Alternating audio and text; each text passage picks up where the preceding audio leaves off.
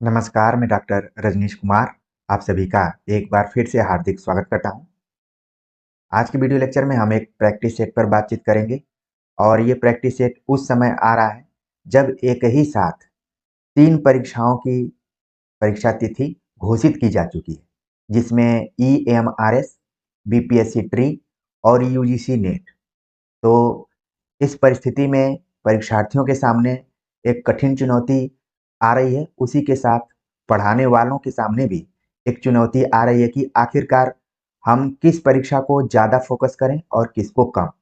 देखने में तीनों परीक्षाएं हमारे लिए बहुत ही महत्वपूर्ण हैं। जहाँ तक मुझे उम्मीद है कि यहाँ जुड़े हुए बहुत सारे ऐसे विद्यार्थी होंगे जो ईएमआरएस, बीपीएससी और यूजीसी नेट तीनों की तैयारी कर रहे होंगे। तो इसी चीज़ को देखते हुए हमने सोचा है कि लगभग 10 दिनों तक अभी हम अ, दिवाली और छठ के पूजा के भागम-भाग दौड़ में लगे हुए थे, जिससे कि कंटिन्यूटी नहीं बन रही थी। फिर भी हमने कोशिश किया था कि आप सभी से प्रतिदिन किसी न किसी बहाने मिला जाए। लेकिन आगे के जो 10 दिन हैं, उसमें हम ईएमआरएस, बीपीएससी और यूजीसी नेट के दृष्टिकोण से कुछ कॉमन प्रैक्टिस सेट सॉल्व करेंगे, जिसके माध्यम से आप सभी को परीक्षाओं में काफ़ी मदद मिलने की उम्मीद है, काफ़ी इससे आपको फ़ायदा भी मिलेगा। बाकी हमने एक प्रैक्टिस सेट शुरू किया था आचार्य रामचंद्र शुक्ल की पुस्तक के आधार पर, बहुत ही सूक्ष्म तरीके से अध्ययन करके मौलिक प्रैक्टिस सेट बनाने का प्रयास मैं कर रहा हूँ, जो कि आगे कंटिन्यू रहेगा। बीपीएससी की जो भी विद्यार्थी तैयारी कर रहे हैं, एनसीईआरटी की पुस्तक पर हमने बहुत पहले ही बातचीत कर लिया था। जो पुराने विद्यार्थी होंगे वो भली-भांति जान रहे होंगे। और एससीईआरटी पे कुछ मैंने नोट्स दिया हुआ है। बाकी छठी से लेके 12वीं तक मेरी कोशिश है कि जो टेक्स्ट लगे हुए हैं बिहार बोर्ड में, उनके आधार पर भी प्रैक्टिस सेट लेकर आऊँ। तो आप देख रहे हैं कि शेड्यूल बहुत बिजी है, फिर भी मेरी कोशिश ये है कि चाहे ईएमआरएस की तैयारी करने वाले विद्यार्थी हों, बीपीएससी की तैयारी करने वाले या फिर यूजीसी नेट की, तीनों की तैयारी को हम कंटिन्यू समानांतर एक तरीके से ले जाने का प्रयास करेंगे। अच्छी बात ये है कि इस चैनल पर इन सभी परीक्षाओं से रिलेटेड आपको वीडियोज पहले ही मिल जाएंगे। हमने कभी भी परीक्षा तिथि का इंतजार नहीं किया, बल्कि अपने सिलेबस को ध्यान में रखते हुए आगे पढ़ते रहे। अब ये जरूरी है कि किस परीक्षा को आप ज़्यादा फोकस कर रहे हैं, उसी के हिसाब से आप सभी अपनी तैयारी कीजिए। बाकी समानांतर तरीके से इन तीनों परीक्षाओं की तैयारी यहाँ पर होगी। अब कुछ विद्यार्थियों के मन में आ रहा होगा कि क्या जो लोग एमपीपीएससी की तैयारी कर रहे हैं या फिर अन्य राज्यों की तैयारी कर रहे हैं, खासतौर से राजस्थान की मैं बात करूं, कुछ बच्चों ने हरियाणा टेट, हिमाचल प्रदेश, इनका भी सिलेबस भेजा हुआ था और कहना था कि इसकी भी तैयारी कीजिए, कराइए। तो देखिए, नाम यहाँ पर दिया गया है, लेकिन हिंदी साहित्य, चाहे वो किसी भी हिंदी पट्टी क्षेत्र में एग्जाम हो, चाहे अहिंदी क्षेत्र पट्टी में एग्जाम हो, सब जगह लगभग एक ही तरीके का क्वेश्चन आता है। बस अंतर ये होता है प्रश्नों की प्रकृति में और उनकी संख्याओं में। तो अपना मानकर हर प्रैक्टिस सेट को देखते रहिए और 24 घंटे आपके पास हैं, उसमें से अगर आप आधा घंटा और 45 मिनट 1 घंटा यहाँ पर देते हैं, तो मुझे लगता है कि ज़्यादा नुकसान नहीं होगा। तो इसी क्रम में एक मैं कॉमन प्रैक्टिस सेट लेकर आया हुआ हूँ, जिसको आप हल कीजिए और देखिए कि आप जिन भी परीक्षाओं की तैयारी कर रहे थे, उसमें कितना आपने मेहनत किया है या फिर कितना आप अच्छा प्रदर्शन कर पा रहे हैं। तो चलते हैं, बात करते हैं सीधे क्वेश्चन पे। यहाँ पर आप देख रहे हैं पहला सवाल पूछा गया है कि अपभ्रंश का मुख्य छंद है दोहा, बरवै, कुंडलिया, सवैया। तो ये 4 ऑप्शन दिए गए हैं। अपभ्रंश, जब मैं आचार्य रामचंद्र शुक्ल की पुस्तक पढ़ा रहा था, तो मैंने बताया हुआ था कि अपभ्रंश काव्य का जिक्र उन्होंने किस प्रकरण में किया है और इसका मुख्य छंद क्या है। थोड़ा सा वो प्रश्न घुमा कर था, लेकिन यहाँ पर छोटा प्रश्न पूछा गया है, लेकिन इसका उत्तर भी वही है। सही जवाब हो गया दोहा। कई जगहों पर इसको दूहा भी लिखा रहता है, दोनों एक ही चीज है। तो अपभ्रंश का मुख्य छंद क्या है? दोहा है। हालांकि इसके समानांतर चौपाई इत्यादि भी लिखा जा रहा था, जिसमें कि मैंने बताया था कि पुष्पदंत की जो रचना है आदि पुराण और उत्तर पुराण। आगे बात करते हैं, अगला प्रश्न है आगरा का बोली क्षेत्र है। भाषा विज्ञान से रिलेटेड क्वेश्चन आ गया यहाँ पर। ऑप्शन दिया गया अवधि, खड़ी बोली, ब्रज, छत्तीसगढ़ी। तो आगरा, आपके दिमाग में तुरंत भौगोलिक परिस्थिति आ जानी चाहिए कि आगरा किस राज्य में है और उस राज्य में है तो किस एरिया में। तो उत्तर प्रदेश, आगरा, इसको देखा जाए तो पश्चिमी उत्तर प्रदेश के अंतर्गत इसको रखा जा सकता है। तो इसका इस क्षेत्र की बोली क्या है? सही जवाब हो गया ऑप्शन सी, ब्रज। अब ब्रज आपको ध्यान में रखना कि आगरा, इसी के साथ ऑप्शन में देखते हुए आपके दिमाग को दौड़ना चाहिए कि अवधि किस हिंदी के अंतर्गत आती है, इसमें कौन कौन सी बोलियां हैं, खड़ी बोली किस हिंदी के अंतर्गत आती है, कौन कौन सी बोलियां हैं, ब्रज किस हिंदी के अंतर्गत है, कौन कौन सी बोलियां हैं, और छत्तीसगढ़ी किसके अंदर। मैंने संकेत कर दिया, आपके दिमाग की चौड़ाई या लंबाई जो भी है वो बढ़ जानी चाहिए। और मैं एक शब्द यूज करता हूं कि रबर की तरह बढ़नी चाहिए। अगर बढ़ रही है तो मान लीजिए कि बेहतर स्थिति है, और नहीं तो अगर आप कंफ्यूज हो जा रहे हैं कि अवधि किस में है, खड़ी बोली किस हिंदी में है, या फिर छत्तीसगढ़ी किस हिंदी में है, तो फिर से आपको रिवीजन करने की जरूरत है और लगातार 8 से 10 घंटे बैठकर पढ़ने की जरूरत है। चलते हैं आगे, बात करते हैं अगला जो प्रश्न यहाँ पर पूछा गया कि पंडिय सयल संत बखाड़े देहई बुद्ध बसंत न जाड़े, कथन है मीनपा का, शबरीपा, गोरक्षपा, सरहपा। तो विकल्पों को देखने के बाद आपको लगने लगा होगा कि ये आदिकाल की रचना है या फिर आदिकाल की ही पंक्ति को उठाया गया है, और इसकी जो भाषा है वो कहीं ना कहीं अपभ्रंश मिश्रित हिंदी दिखाई पड़ रही है।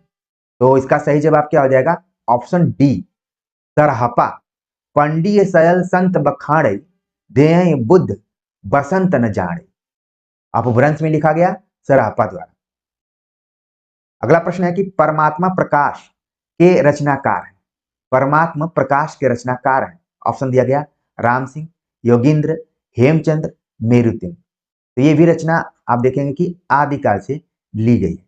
देखने में ये प्रश्न सभी छोटे लग रहे हैं, लेकिन परीक्षाओं के दृष्टिकोण से महत्वपूर्ण है, क्योंकि हमारे लिए एक एक प्रश्न और उनके अंक बहुत महत्वपूर्ण होते हैं। परमात्मा प्रकाश आपके मन में आ गया होगा, सही जवाब हो गया ऑप्शन बी, योगींद्र। अगला प्रश्न है गोरखबानी के संपादक, गोरखबानी के संपादक हैं। ऑप्शन दिया गया रामचंद्र शुक्ल, हजारी प्रसाद द्विवेदी, श्याम सुंदर दास, पीताम्बर दत्त बर्थवाल। तो गोरखबानी ये कई परीक्षाओं के पाठ्यक्रम में भी लगा हुआ है, यहाँ पर एक सवाल के रूप में पूछा गया है। तो ऑप्शन को देखने के बाद आपके मन में तुरंत आ गया होगा कि ऑप्शन डी इसका सही जवाब है, पीताम्बर दत्त बर्थवाल। पीताम्बर दत्त बर्थवाल को माना जाता है कि ये पहले ऐसे व्यक्ति हैं जिन्होंने की पीएचडी किया था, ठीक है, और किसके अंडर में किया? श्याम सुंदर दास के अंडर में, और रामचंद्र शुक्ल से भी इनका अच्छा संबंध रहा। आगे बात करते हैं, अगला जो प्रश्न यहाँ पर पूछा गया कि किस रचना का दूसरा नाम आल्हा खंड है। ये ऐसे प्रश्न हैं जो कि एक से अधिक परीक्षाओं में कई बार पूछे जा चुके हैं, और किसी भी परीक्षा में आप जाएंगे 100 सवाल होगा तो लगभग उसमें से 60 से 65 क्वेश्चन आपके आते हुए नजर आएंगे। बस क्या होगा, आपको कंफ्यूजन होगा, आप कई जगहों पे कंफ्यूज होकर गलत उत्तर दे देंगे, इसलिए जरूरत पड़ती है रिवीजन की। तो आप देख रहे हैं कि आल्हा खंड दूसरा नाम किसका है? ऑप्शन दिया गया है पृथ्वीराज रासो, परमाल रासो, विजयपाल रासो, हम्मीर रासो। ये भी प्रश्न आदिकाल से ही रिलेटेड है। सही जवाब हो गया ऑप्शन बी, परमाल रासो का दूसरा नाम है आल्हा खंड। आल्हा खंड किसने लिखा हुआ था, ये कब गाया जाता है, इसमें किसका किसका चरित्र चित्रण किया गया है, किस एरिया से रिलेटेड है, ये सारी चीजें आपके मन में आ गई होंगी। आगे बात करते हैं, अगला जो प्रश्न है सजन सकारे जाएंगे नैन मरेंगे रोए, उक्ति है अमीर खुसरो की, कबीर की, दादू दयाल की, रहीम की। तो ये देखिए यहाँ पर एक उक्ति दी गई, सजन सकारे जाएंगे नैन मरेंगे रोए। सही ऑप्शन है अमीर खुसरो, यानी कि ये भी जो पंक्ति पूछी गई थी आदिकाल से रिलेटेड है। अगला प्रश्न है अष्टछाप के कवि हैं, अष्टछाप के कवि कौन है? ऑप्शन दिया गया स्वामी हरिप्रसाद, हित हरिवंश, प्रियादास, कुंभन दास। तो जैसा कि आप जानते हैं अष्टछाप भक्ति काल से रिलेटेड है। इसमें दो गुरुओं की चर्चा बार बार की जाती है, एक है बल्भाचार्य और दूसरे हैं विठलनाथ, ठीक है। अब 4 बल्भाचार्य के शिष्य हैं और 4 विठलनाथ के हैं। तो ऑप्शन को देखते हुए आपके मन में तुरंत आ गया होगा कि डी ऑप्शन इसका सही है कि अष्टछाप के कवि के तौर पर है कुंभन दास। अब इस प्रश्न के माध्यम से आपके मन में जो भी पहले के तथ्य हैं वो आ जाने चाहिए कि इसका प्रकाशन, इसकी स्थापना कब हुई थी, कौन किसके शिष्य थे, चारों एकदम से क्लियर होना चाहिए। और इस प्रश्न में जो कुंभन दास दिया गया है ये किसके शिष्य रहे, ये सारी चीजें आनी चाहिए। कई विद्यार्थियों को लग रहा होगा कि आप खुद बता दीजिए, लेकिन मैं कितनी बार बता चुका हूँ। थोड़ा सा आपके दिमाग को मैं स्पेस देना चाहता हूँ, स्थान देना चाहता हूँ। आप दौड़ाइए, क्योंकि आप परीक्षा में बैठेंगे तो वहां पर इसी तरीके से आपको हल करना है। और जब धीरे धीरे हल करना शुरू करेंगे तो केवल अब उत्तर तक के ऑप्शन पे ही नहीं आपका जोर रहेगा, आप स्वामी हरिदास के बारे में भी सोचेंगे कि ये किस संप्रदाय से जुड़े हुए थे, हित हरिवंश किस संप्रदाय से जुड़े थे। इसमें जितने भी नाम दिए गए क्योंकि सभी किसी न किसी संप्रदाय से जुड़े हुए। चलते हैं, बात करते हैं आगे। हेरी महादो दरद दिवाड़ी, महारा दरद न जाड़िया कोय, उक्ति है सहजोबाई, मीराबाई, दयाबाई, मुक्ताबाई। तो ये किसकी पंक्ति है, उक्ति है? सही जवाब हो गया मीराबाई का। मीराबाई जो कि राजस्थानी मिश्रित ब्रज भाषा का प्रयोग करती थी। ठीक है, राजस्थानी मिश्रित ब्रज भाषा का प्रयोग इनकी रचनाओं में ज्यादातर दिखाई देता है, इसलिए आप देख रहे हैं हेरी महा तो दरद दिवाणी। दीवानी यहाँ पर होना चाहिए, दिवाड़ी है, यानी कि राजस्थानी का प्रभाव है इस पर। महारा दरद न जाड़िया कोई। ठीक है, तो मीराबाई की यह पंक्ति है और राजस्थानी मिश्रित ब्रज है। इसी तरीके से आपने पढ़ा होगा कि अपभ्रंश मिश्रित जब ब्रज होती है तो खास एक उसको टर्म दिया गया शब्द का, जिसका की नाम है पिंगल। इसी तरीके से एक और शब्द है डिंगल। तो पिंगल और डिंगल ये इनसे भी सवाल प्राय परीक्षाओं में पूछे जाते हैं। आगे बात करते हैं, अगला जो प्रश्न है कि मांगी के खैबो मसीत के सोइबो, लैबो को एक न देबो को दो, पंक्ति का संबंध तुलसीदास की किस रचना से? तो पहले तो प्रश्न में ही बता दिया गया है कि ये जो पंक्ति है वो तुलसीदास की है। तो आगे की परीक्षा के लिए मांगी के खैबो मसीत के सोइबो, इस पंक्ति को बिल्कुल ध्यान में रखिए, ये तुलसीदास का है। और इसमें अब रचना से संबंधित पूछ लिया गया। ऑप्शन दिया गया है रामचरितमानस, विनय पत्रिका, गीतावली, कवितावली। अब आपका दिमाग दौड़ना शुरू कर दिया हो कि आखिरकार हमने इसको कहाँ पढ़ा था, किस वन लाइनर किताब में पढ़ा था, किस प्रैक्टिस सेट में पढ़ा था, किस किताब में पढ़ा था। तो सही जवाब इसका हो गया ऑप्शन डी, कवितावली से इसको लिया गया है। ठीक है, तुलसीदास की रचना कवितावली। अब यहाँ पर इन विकल्पों के आधार पर कुछ और तथ्य आपके मन में आने चाहिए कि रामचरितमानस कितने कांडों में है, किस भाषा में लिखा गया है, सबसे लंबा कांड कौन है, सबसे छोटा कांड कौन है, ये सारी चीजें आनी चाहिए। विनय पत्रिका की भाषा क्या है, कई बार परीक्षाओं में पूछा जा चुका है कि विनय पत्रिका की भाषा क्या है। गीतावली कवितावली की भाषा क्या है, ये सब जब मैं बोल रहा हूं तो जिन विद्यार्थियों की बहुत अच्छी तैयारी हुई होगी, खटखट एक शब्द मैं प्रयोग कर रहा हूं यहाँ पर, आपके दिमाग में आ रहा हो खटखट, और यही खटखट आपकी सफलता के दरवाजे को खटखट करके खोल देगा, खटखटा कर खोल देगा। तो ये जो प्रैक्टिस सेट है आपको अलर्ट करने के लिए। आगे बात करते हैं, अगला जो यहाँ पर प्रश्न है, मुल्ला वजही की रचना है। मुल्ला वजही जैसे ही नाम आया आपके मन में तुरंत आ जाना चाहिए कि ये दक्षिण या दक्षिणी हिंदी या फिर दखनी हिंदी जिसको कहा जाता है, वहां से सवाल पूछा गया है। मुल्ला वजही की रचना है, ऑप्शन दिया गया है कुतुब मुश्तरी, कदम राव व पदम राव, शिकारनामा, इरशादनामा। जब मैं आप सभी के लिए प्रैक्टिस सेट तैयार कर रहा था या फिर देख रहा था तो इसके लिए मैंने पढ़ा, 1-1.5 घंटा इसको पढ़ा और फिर कुछ जो भी रचनाएं मेरे लिए नई थी, जो कि अब आपके लिए नई होंगी और पुरानी हो जाएंगी। इस प्रश्न का सही जवाब मैं बता दूं, इसके बाद इस पे और भी जो तीनों रचनाएं हैं इनके भी रचनाकार को आप ध्यान में रख सकते हैं। मुल्ला वजही की रचना सही जवाब है कुतुब मुश्तरी। अब इसका सही जवाब तो ए हो गया, लेकिन कदम राव पदम राव बहुत जबरदस्त तरीके की ये रचना है। अगर दक्षिणी हिंदी में देखा जाए तो इसके जो लेखक हैं उनका नाम है फखरुद्दीन निजामी। इसको आप लोग नोट कर लीजिए, फखरुद्दीन निजामी। ठीक है, और दूसरी रचना शिकारनामा आप देख रहे हैं, बहुत ही फेमस रचना है। इस बार पूछ लिया गया कुतुब मुश्तरी को, शिकारनामा अगली परीक्षा में कभी भी पूछा जा सकता है। तो इसका जो सही जवाब है वंदा गेशुदराज, नाम आप ध्यान में रखिए कि दक्षिणी हिंदी का है।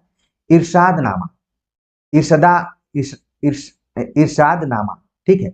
अब इसके क्या है, कौन है, बुरहानुद्दीन, ठीक है। तो मुल्ला वजही के माध्यम से हमने कुतुब मुश्तरी को तो जान लिया कि इनकी रचना है, लेकिन अन्य तीनों रचनाओं को भी हमने समझ लिया कि ये किसकी किसकी रचना है। कभी भी आएंगी जो विद्यार्थी यहाँ धैर्य रखकर पूरे प्रश्न को समझे, वो आजीवन इसको समझ कर रह जाए। पढ़ने के लिए हम सारे ढेर किताबों को पढ़ते हैं, लेकिन हमारी भी क्षमता है। आगे चलते हैं, बात करते हैं अगला जो प्रश्न है। यहाँ पर पूछा गया कि प्रताप शाही की रचना नहीं है।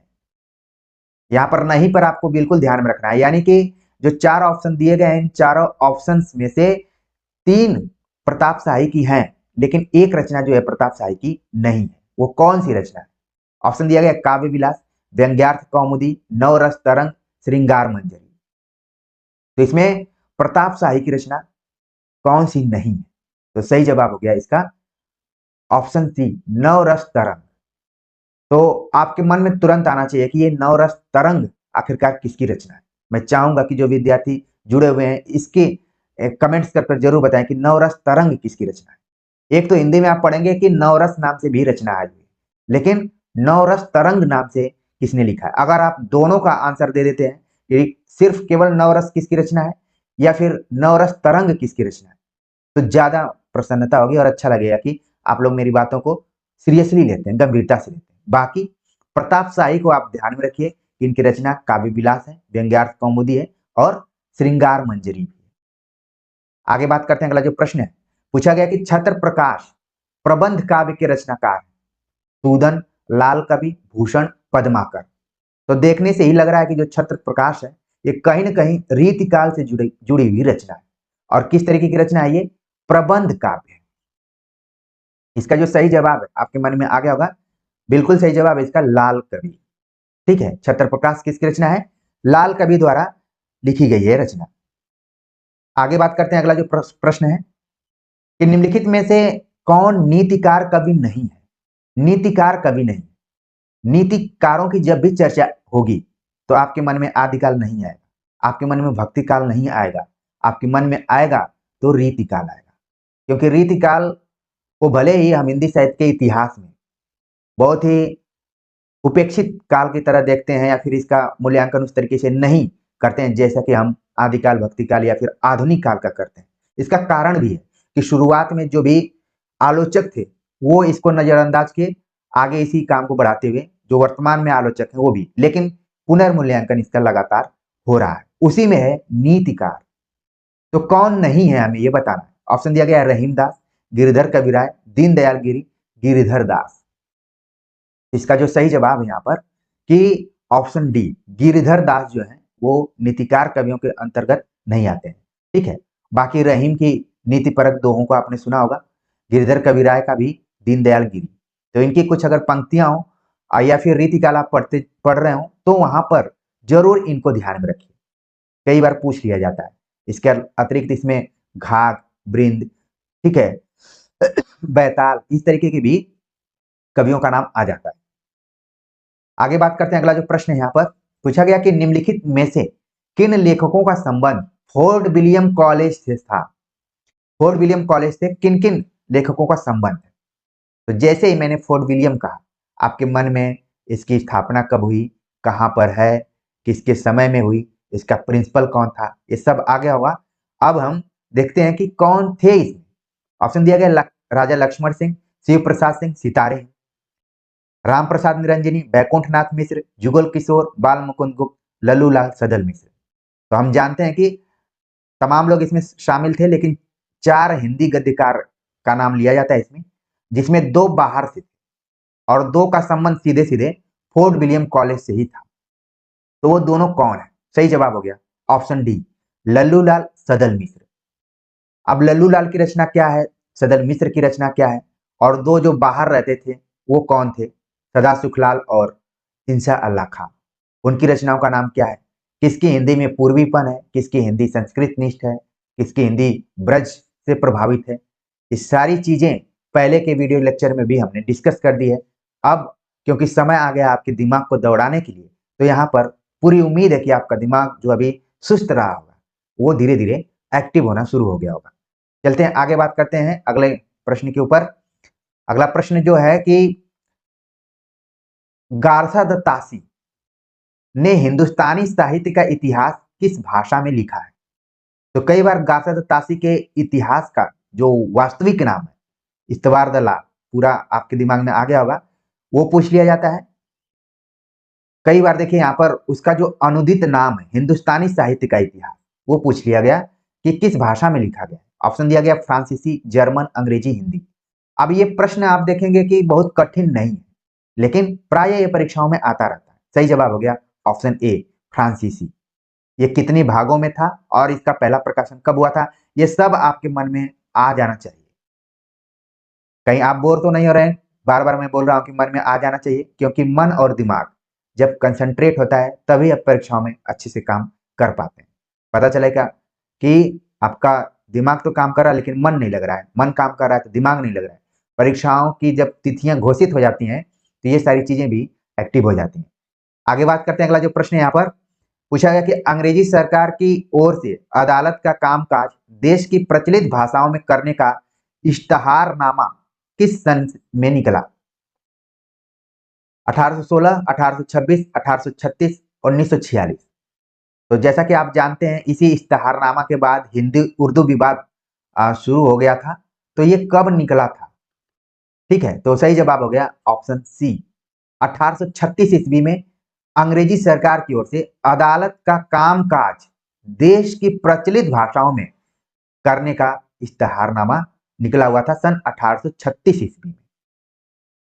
आगे बात करते हैं। अगला जो प्रश्न है कि लोगन कबित कीबो खेल करी जानो है, किसकी उक्ति है? ऑप्शन दिया गया ठाकुर, घनानंद, केशवदास, मतीराम। ये भी पंक्ति खूब परीक्षाओं में आती है कि लोगन कबित कीबो खेल करी जानो। देखिए कवित, रीतिकाल के कवियों की एक खास विशेषता रही है कि कवित एक शैली, एक छंद है कवित, इसको काफी प्रमुखता दी गई है। और यहाँ पर यही कहा गया है कि लोगों को लगता है कि कवित करना या कविता लिखना बाएं हाथ का खेल है, लेकिन ऐसा नहीं है। ये किसकी पंक्ति हो गई? ठाकुर की। सही जवाब है ऑप्शन ए, ठाकुर। आगे बात करते हैं। अगला जो प्रश्न है यहाँ पर कि इनमें से कौन सी रचना तुलसीदास की है? कौन सी रचना तुलसीदास की है? ऑप्शन दिया गया है राम ध्यान मंजरी, राम सतसई, कृष्ण गीतावली, श्री रामार्चन पद्धति। 4 रचनाएं दी गई और आपका दिमाग तुरंत कैच कर लिया होगा कि सही जवाब है ऑप्शन सी, कृष्ण गीतावली। लेकिन यहाँ पर आप सभी को ध्यान में रखना चाहिए कि इस बार तो कृष्ण गीतावली को पूछ लिया गया। इसको भी पूछने का कारण रहा है। कारण यह है कि अक्सर ये लगता है कि तुलसीदास राम भक्ति शाखा के कवि हैं, तो राम के अलावा उन्होंने कुछ नहीं लिखा है। लेकिन यहाँ पर देखिए कृष्ण गीतावली नाम से भी कृष्ण को आधार बनाते हुए उन्होंने एक रचना लिखी हुई है। कहा जाता है कि यह सूरदास से थोड़ा सा प्रभावित थे। उन्होंने जब भ्रमर गीत सार लिखा या फिर कृष्ण को ध्यान में रखते हुए जो भी रचनाएं की हैं, उनसे प्रभावित होकर बाल लीला करने की कोशिश तुलसीदास ने भी की है। इसी तरीके से आप पढ़ेंगे बाल रूप की झांकी, जो कि कवितावली में संकलित है। वहां से उन्होंने राम के बचपन के ऊपर लिखा। यहाँ पर कृष्ण गीतावली लिखा हुआ। ठीक है, तो जल्दीबाजी में विद्यार्थियों को लगता है कि कृष्ण तो केवल सूरदास ही लिख सकते हैं कृष्ण पर, लेकिन यहाँ पर तुलसीदास ने लिखा हुआ है। एक चीज हो गया। दूसरी चीज यहाँ पर ध्यान में रखना है कि आखिरकार ये रचनाएं किसकी किसकी हैं। राम ध्यान मंजरी, ये आप ध्यान में रख लिए, हो सकता है कि आगे आगे कभी। राम सतसई, ये किसकी रचना है? मैं लिख रहा हूं, आप इसको पढ़ते रहिए। मैंने लिखा, जो बच्चे दिव्यांग हैं उनके लिए मैं बोल देता हूं कि राम ध्यान मंजरी अग्रदास, राम सतसई राम सहाय नाम से लिखा, श्री रामार्चन पद्धति लिखा रामानंद ने। ठीक है, तो इस तरीके से आप देख रहे हैं कि तुलसीदास की रचना से तो हम परिचित हुए, बाकी जो भी ऑप्शन में नाम दिए गए थे उनको भी देख लिया है। अगला प्रश्न है कि यह काव्य पंक्ति हिंदू मग पर पावन राख्यूं का जौ बहुते हिंदी भाख्यूं किसकी है? पूछा जा सकता था कि किसकी पंक्ति है ये कि हिंदू मग पर पावन राख्यूं का जो बहुते हिंदी भाख्यूं, जैसी नूर मोहम्मद मंझन कुतुबन। इससे तो ये पता चल गया कि ये पंक्ति किसी न किसी सूफी कवि द्वारा लिखी गई। अब ये किसकी है? सही जवाब हो गया यहाँ पर, बिल्कुल बहुत सारे विद्यार्थी चहक गए। सही जवाब है ऑप्शन बी, नूर मोहम्मद। और ये भी कहा जाता है कि नूर मोहम्मद को ये लिखने के बाद उलाहनाओं का सामना करना पड़ा, लोगों ने इनकी आलोचना भी की। ठीक है, तो इसको भी आप ध्यान में रख लीजिए, कई बार सवाल पूछा जाता है। नूर मोहम्मद से एक सवाल और पूछा जाता है कि इन्होंने दोहा चौपाई के स्थान पर दोहा बरवे का प्रयोग किया, ये भी सवाल खूब पूछा जाता है, तो ये भी ध्यान में रखिए। चलते हैं आगे, बात करते हैं। अगला जो प्रश्न यहाँ पर है कि काबी कबीर कानी राखी नहीं, वर्णाश्रम सट दर्शनी, किसने कहा? कबीर कानी राखी नहीं, वर्णाश्रम सट दर्शनी, किसने कहा? ऑप्शन दिया गया है रैदास, मलुकदास, नाभादास, प्रियादास। तो देखिए, पंक्ति में कबीर दिया गया है लेकिन ऑप्शन में कहीं कबीर नहीं, इसका मतलब है इसको हमें बहुत ज्यादा अच्छे से ध्यान में रखना है। सही जवाब हो गया ऑप्शन सी, नाभादास। आप देखेंगे कि नाभादास एक ऐसे कवि हैं जिन्होंने कि तुलसीदास के बारे में भी कुछ कुछ लिखा है और कबीर के बारे में भी लिखा है। ठीक है, तो नाभादास की कुछ पंक्तियां हैं जिनको कि आपको और परीक्षाओं के दृष्टिकोण से ध्यान में रखना चाहिए। अगला प्रश्न है, इनमें से किसका समय सबसे पहले है? अब देखिए ये प्रश्न कैसे पूछा जा रहा है, इसके पैटर्न को थोड़ा सा समझिए। पूछा जा सकता था, ये क्रम के आधार पर भी ऐसे ऐसे पूछा जा सकता था, ठीक है, लेकिन यहाँ पर थोड़ा सा अलग प्रश्न पूछने की कोशिश की गई है कि सबसे पहले इसमें कौन है। ऑप्शन दिया गया है कबीरदास, रैदास, धर्मदास, दादू दयाल। तो सबसे पहले इसमें जो नाम आता है वो है रैदास।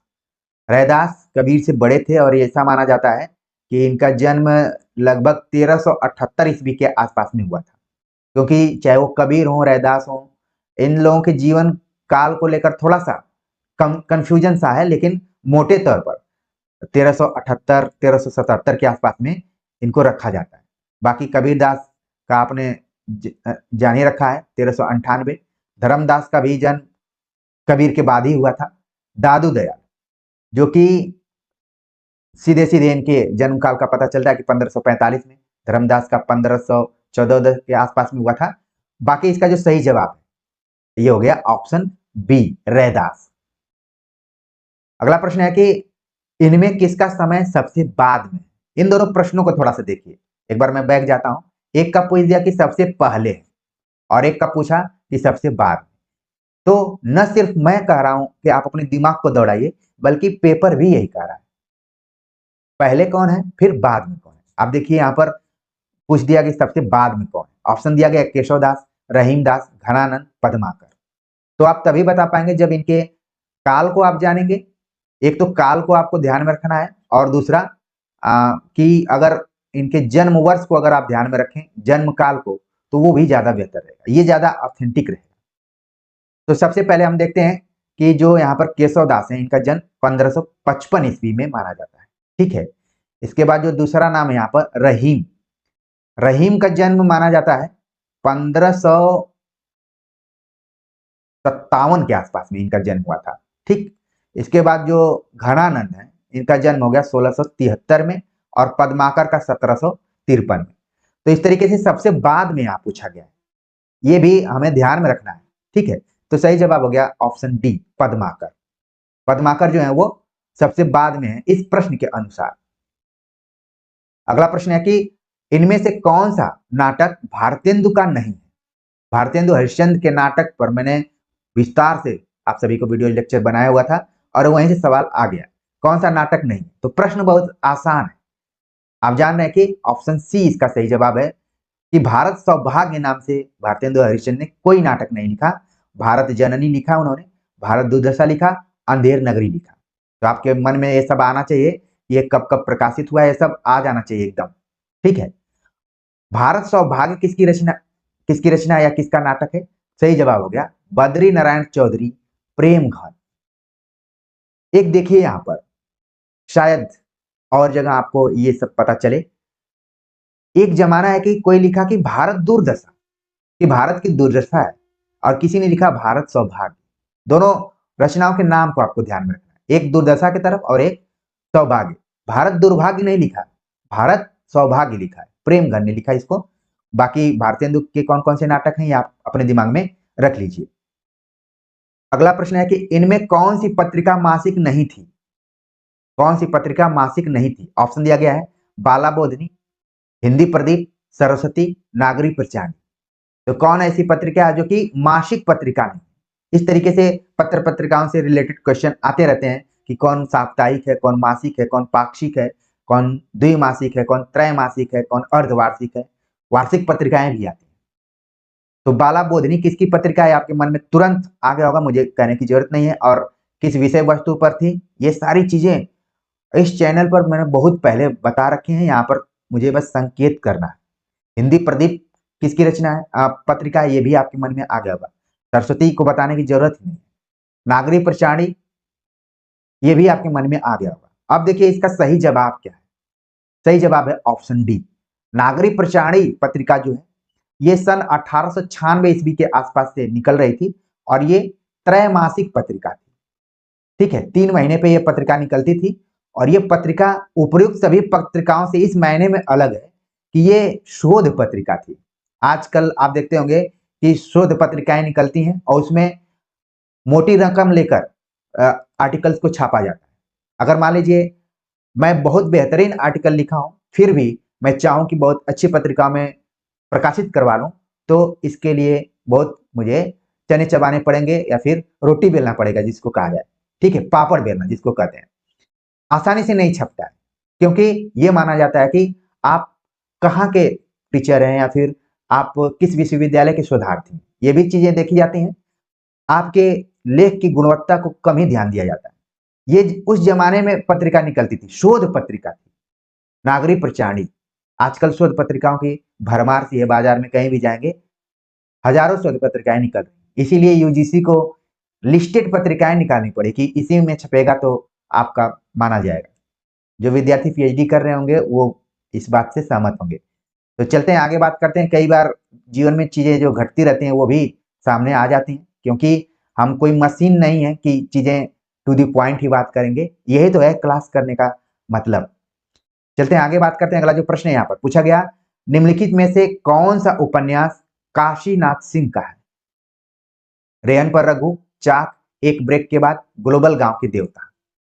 अब हमें काशीनाथ सिंह का बताना है। आपके मन में तुरंत आ गया होगा कि हमने पढ़ा है रेहन पर रघु, ये काशीनाथ का उपन्यास है। इसके बाद नीचे के जो उपन्यास है, ग्लोबल गांव के देवता किसका है, चाक किसका है, एक ब्रेक के बाद किसका है, ये सब आपके मन में आना चाहिए। मैत्रेयी, पुष्पा, रणेंद्र।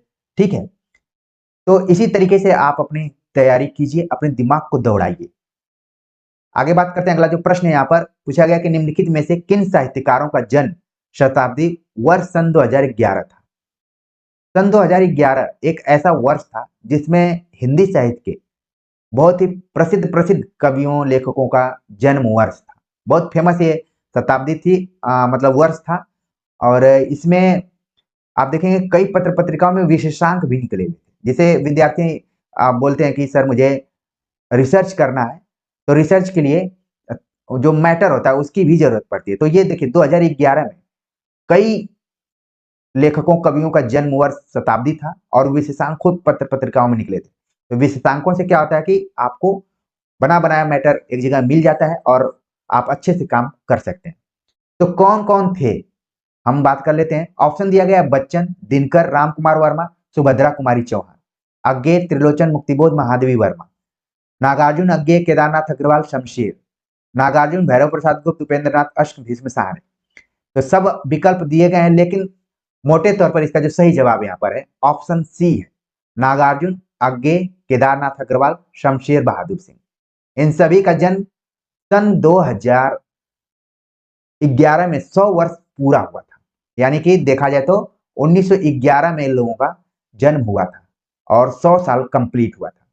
अब जैसे परीक्षा में आप जा रहे हैं, हम 2023 में बात कर रहे हैं, तो आपके मन में आना चाहिए कि 1923 में आखिरकार किसका किसका जन्म हुआ था।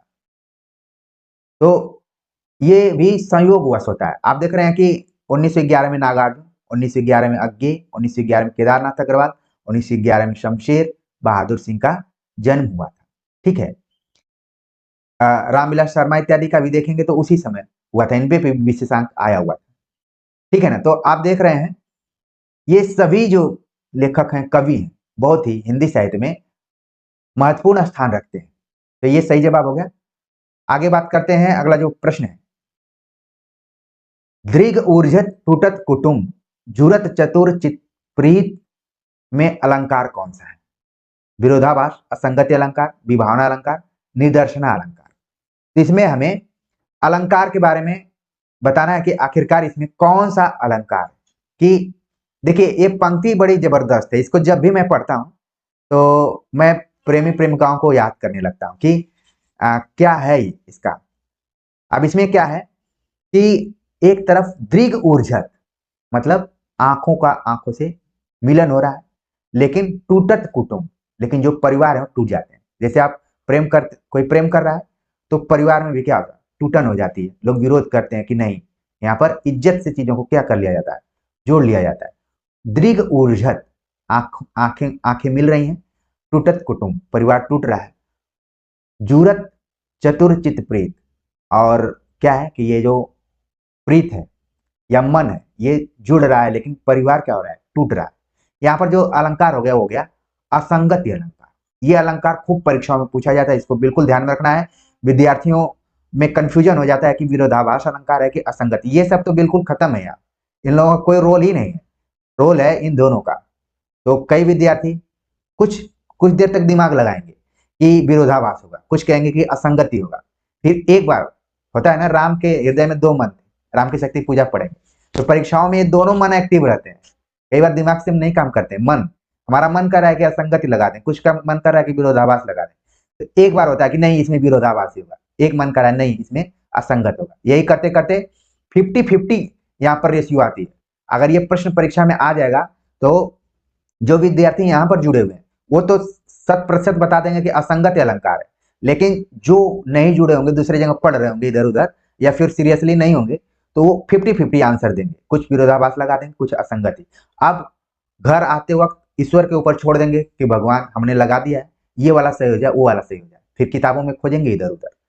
ये होता है परीक्षार्थी, तो परीक्षार्थी होता है, और मैं परीक्षा को गुरु मानता हूँ।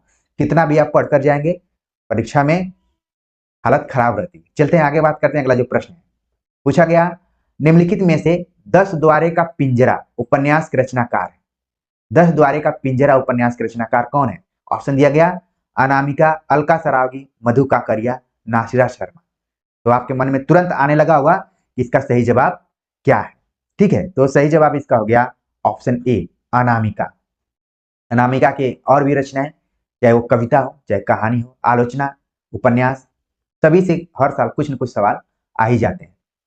अगला प्रश्न है यहाँ पर पूछा गया है। अगला प्रश्न देखते हैं कि ये भी स्त्री लेखिका से संबंधित ही सवाल आ गया।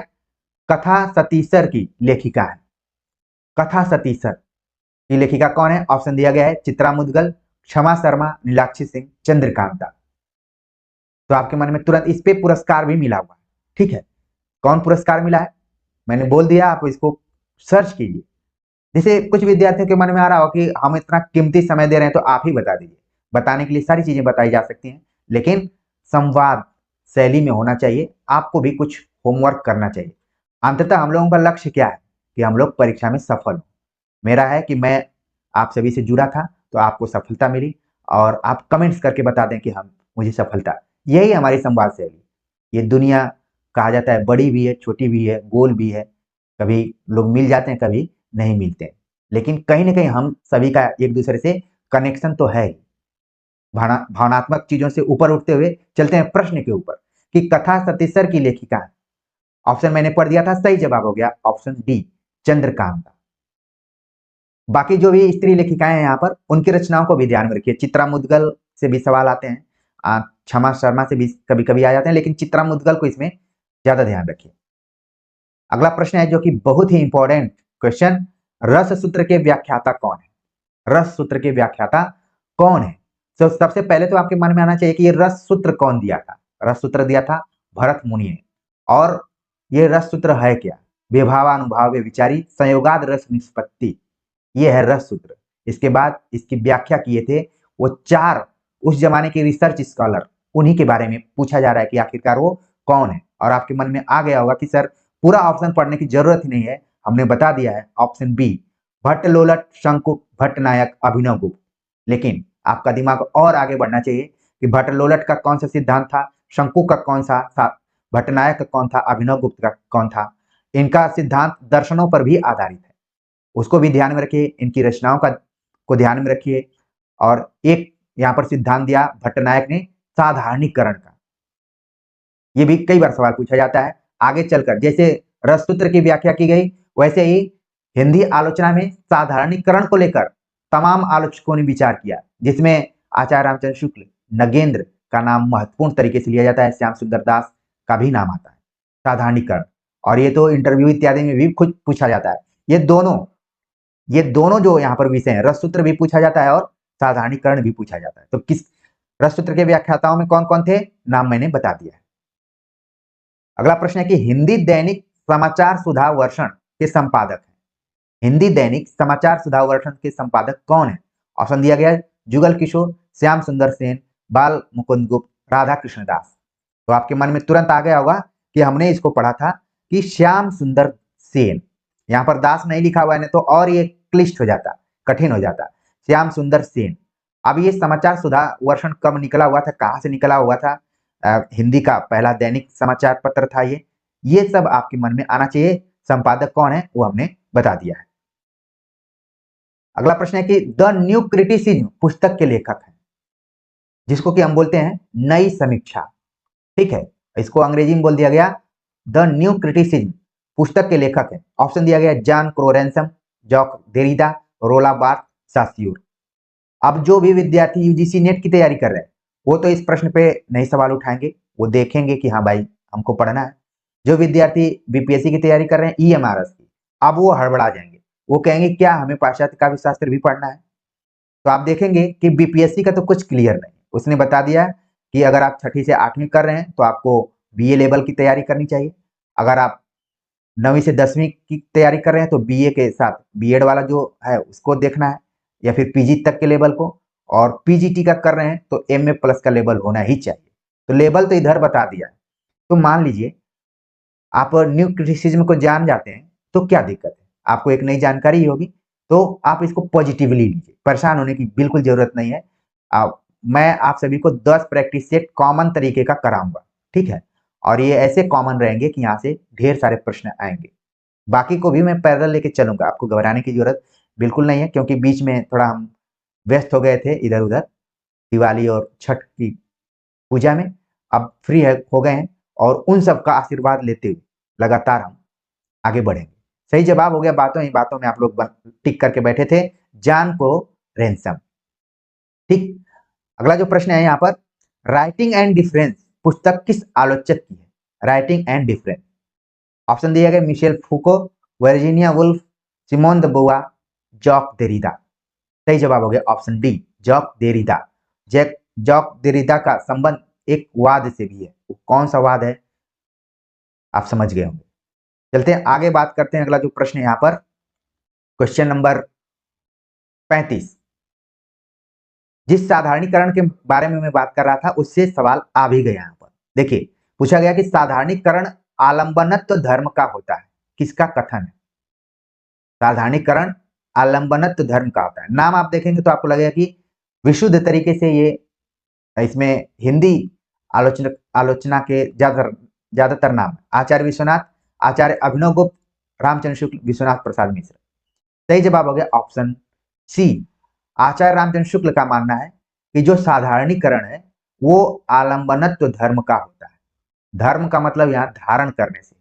आलंबन शब्द का प्रयोग आपने रस पढ़ते हुए पढ़ा होगा कि एक होता है आलंबन और एक होता है उद्दीपन।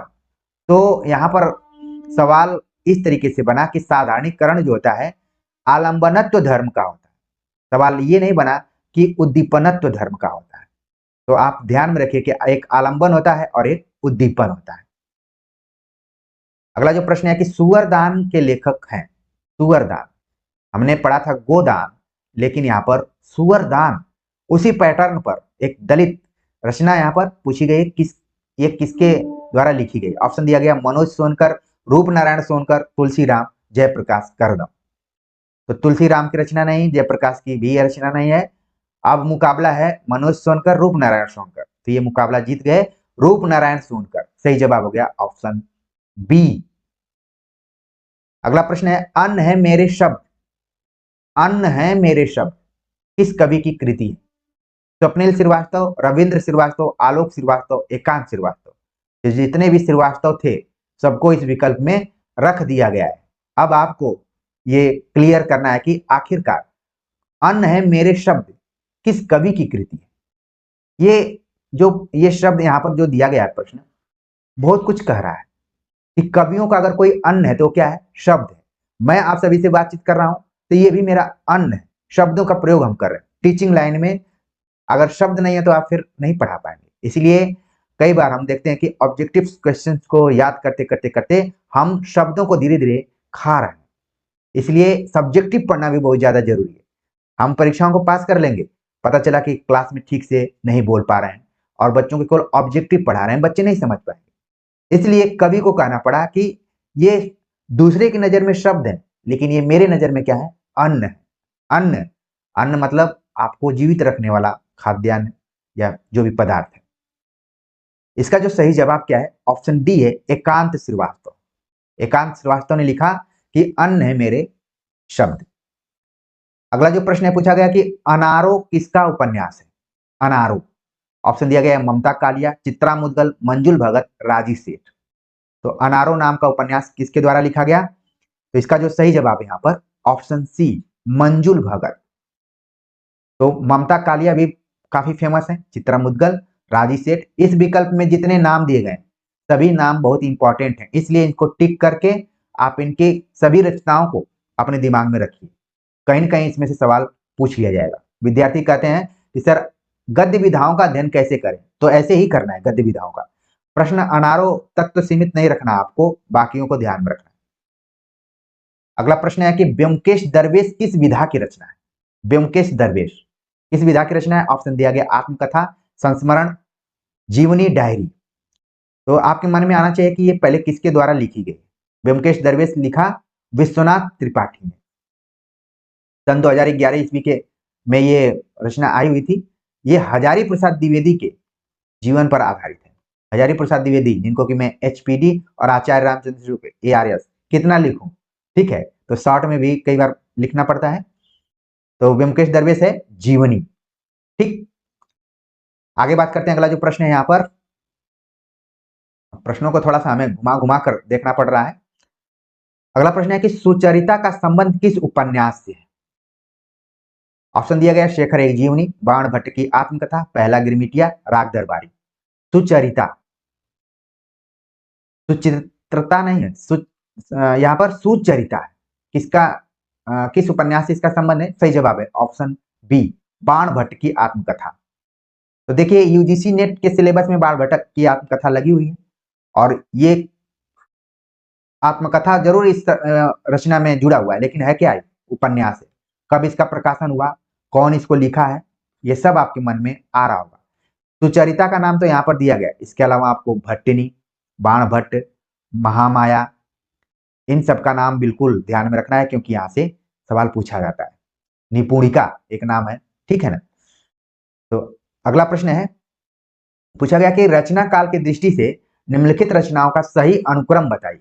रचना काल की दृष्टि से सही अनुक्रम क्या है। तो रचनाओं को पहले देख लीजिए। इस तरीके के प्रश्नों को घबरा कर नहीं करना, आराम से करना है, सोच विचार के। कम से कम 1-1.5 मिनट आप ले सकते हैं। कुछ ऐसे प्रश्न आएंगे जिनको आप सेकंड में कर देंगे, लेकिन इनको अब इसमें क्या है, रचना को पहले देखना है कि क्या चारों ऑप्शन में वही रचनाएं दी गई हैं घुमा फिरा कर, हाँ वही रचनाएं सब दी गई हैं। तो अब आपको एक पर फोकस करना है। कृष्णायन, कीर्ति पताका, रामचरितमानस, रामचंद्रिका, ये दिया गया है। तो अब आपको क्या करना है, कोई जरूरी नहीं है कि पूरा आपको इस बीच सन ये सब याद हो, आप इसको काल वाइज भी रख सकते हैं कि कौन किस काल में, इतनी तो आपको जानकारी होनी चाहिए। तो आप देख रहे हैं जैसे कीर्ति पताका जो कि आदिकाल की, तो आदिकाल का आपने कर दिया, रामचरितमानस, रामचंद्रिका, कृष्णायन। तो बहुत ही आसानी से आप इसके सही उत्तर तक पहुंच गए। सही जवाब हो गया ऑप्शन बी, ठीक है। अब ये किसकी किसकी कौन कौन सी रचनाएं हैं ये भी आपके मन में आगे होंगी, बताने की जरूरत बिल्कुल नहीं। अगला जो प्रश्न है पूछा गया कि रचना काल के आधार पर निम्नलिखित कृतियों का सही अनुक्रम है। रचना काल के आधार पर सही अनुक्रम कौन सा है। तो अब आप देखेंगे कि कौन कौन सी रचनाएं, और चारों ऑप्शन में वही है, सब घुमा फिरा कर दिया गया है। साकेत, कामायनी, कुरुक्षेत्र, अंधायुग। अब अनुक्रम बताना है तो प्रकाशन वर्ष अगर ध्यान में रहे तो ज्यादा बेहतर रहेगा। तो सबसे पहले हम प्रकाशन वर्ष ही इनके ऊपर लिख लेते हैं। 1931, 1935 हो गया, फिर 1946, 1954। तो देख रहे हैं कि यही अनुक्रम क्या है, सही है। इस तरीके से ऑप्शन ए इसका सही हो गया। बाकी ऑप्शन को देखने की जरूरत ही नहीं। मान लीजिए किसी विद्यार्थी के मन में आया कि नीचे वाले को कर लेते हैं, नीचे वाले से ही देख लेते हैं। ठीक है, आप लिख देंगे तो भी आपको पता चल जाएगा कि आखिरकार इसका सही जवाब क्या हो। ठीक, इसी तरीके से प्रश्न को हल करना है, सॉल्व करना है, बहुत घबराना नहीं है। अगला जो प्रश्न है यहाँ पर पूछा गया कि रचना काल की दृष्टि से निम्नलिखित ग्रंथों का सही अनुक्रम कौन सा है। तो सही कौन सा है ऑप्शन? ऑप्शन पहले देखते हैं। लिखा गया अनुराग बांसुरी, मृगावती, ज्ञानदीप, इंद्रावती। ऑप्शन को देखते ही आपके मन में आना चाहिए ये तो सारी रचनाएं जो हैं सूफी काव्य से ली गई। अब यहाँ पर रचनाओं के आधार पर हमें बताना है। तो सबसे पहले आपके मन में आना चाहिए कि मृगावती आनी चाहिए, मृगावती। ठीक, कुतुबन की रचना। फिर ज्ञानदीप शेख नबी, इंद्रावती नूर मोहम्मद, अनुराग बांसुरी नूर मोहम्मद। तो आप देख रहे हैं कि यहाँ पर तो दो रचनाएं नूर मोहम्मद की है, तो कैसे पता चलेगा कि ये है? तो पहले तो यहाँ पर देखिए ऑप्शन में मृगावती पहले है, तो यही ऑप्शन एकदम पूरा सही हो गया। लेकिन अगर आप दिमाग लगा रहे हैं तो इंद्रावती जो है 1744, और जो यहाँ पर दिया गया है अनुराग बांसुरी 1764। 20 साल का अंतर है दोनों में। तो यहां पर आप देख रहे हैं कि सही जवाब हो गया ऑप्शन सी। आगे बात करते हैं। अगला जो प्रश्न है प्रश्न नंबर 44, क्योंकि बड़े बड़े प्रश्न है तो इसलिए जल्दी जल्दी हमें वो करना पड़ा। 44 तो और भी बड़ा बड़ा दिख रहा है। पूछा गया कि जीवन काल की दृष्टि से निम्नलिखित निबंधकारों का सही अनुक्रम बताइए। तो जीवन काल क्रम के अनुसार हमें निबंधकारों का क्रम बताना है। निबंधकारों का नाम दिया गया है रामचंद्र शुक्ल, महावीर प्रसाद द्विवेदी, विद्या निवास मिश्र, हजारी प्रसाद द्विवेदी।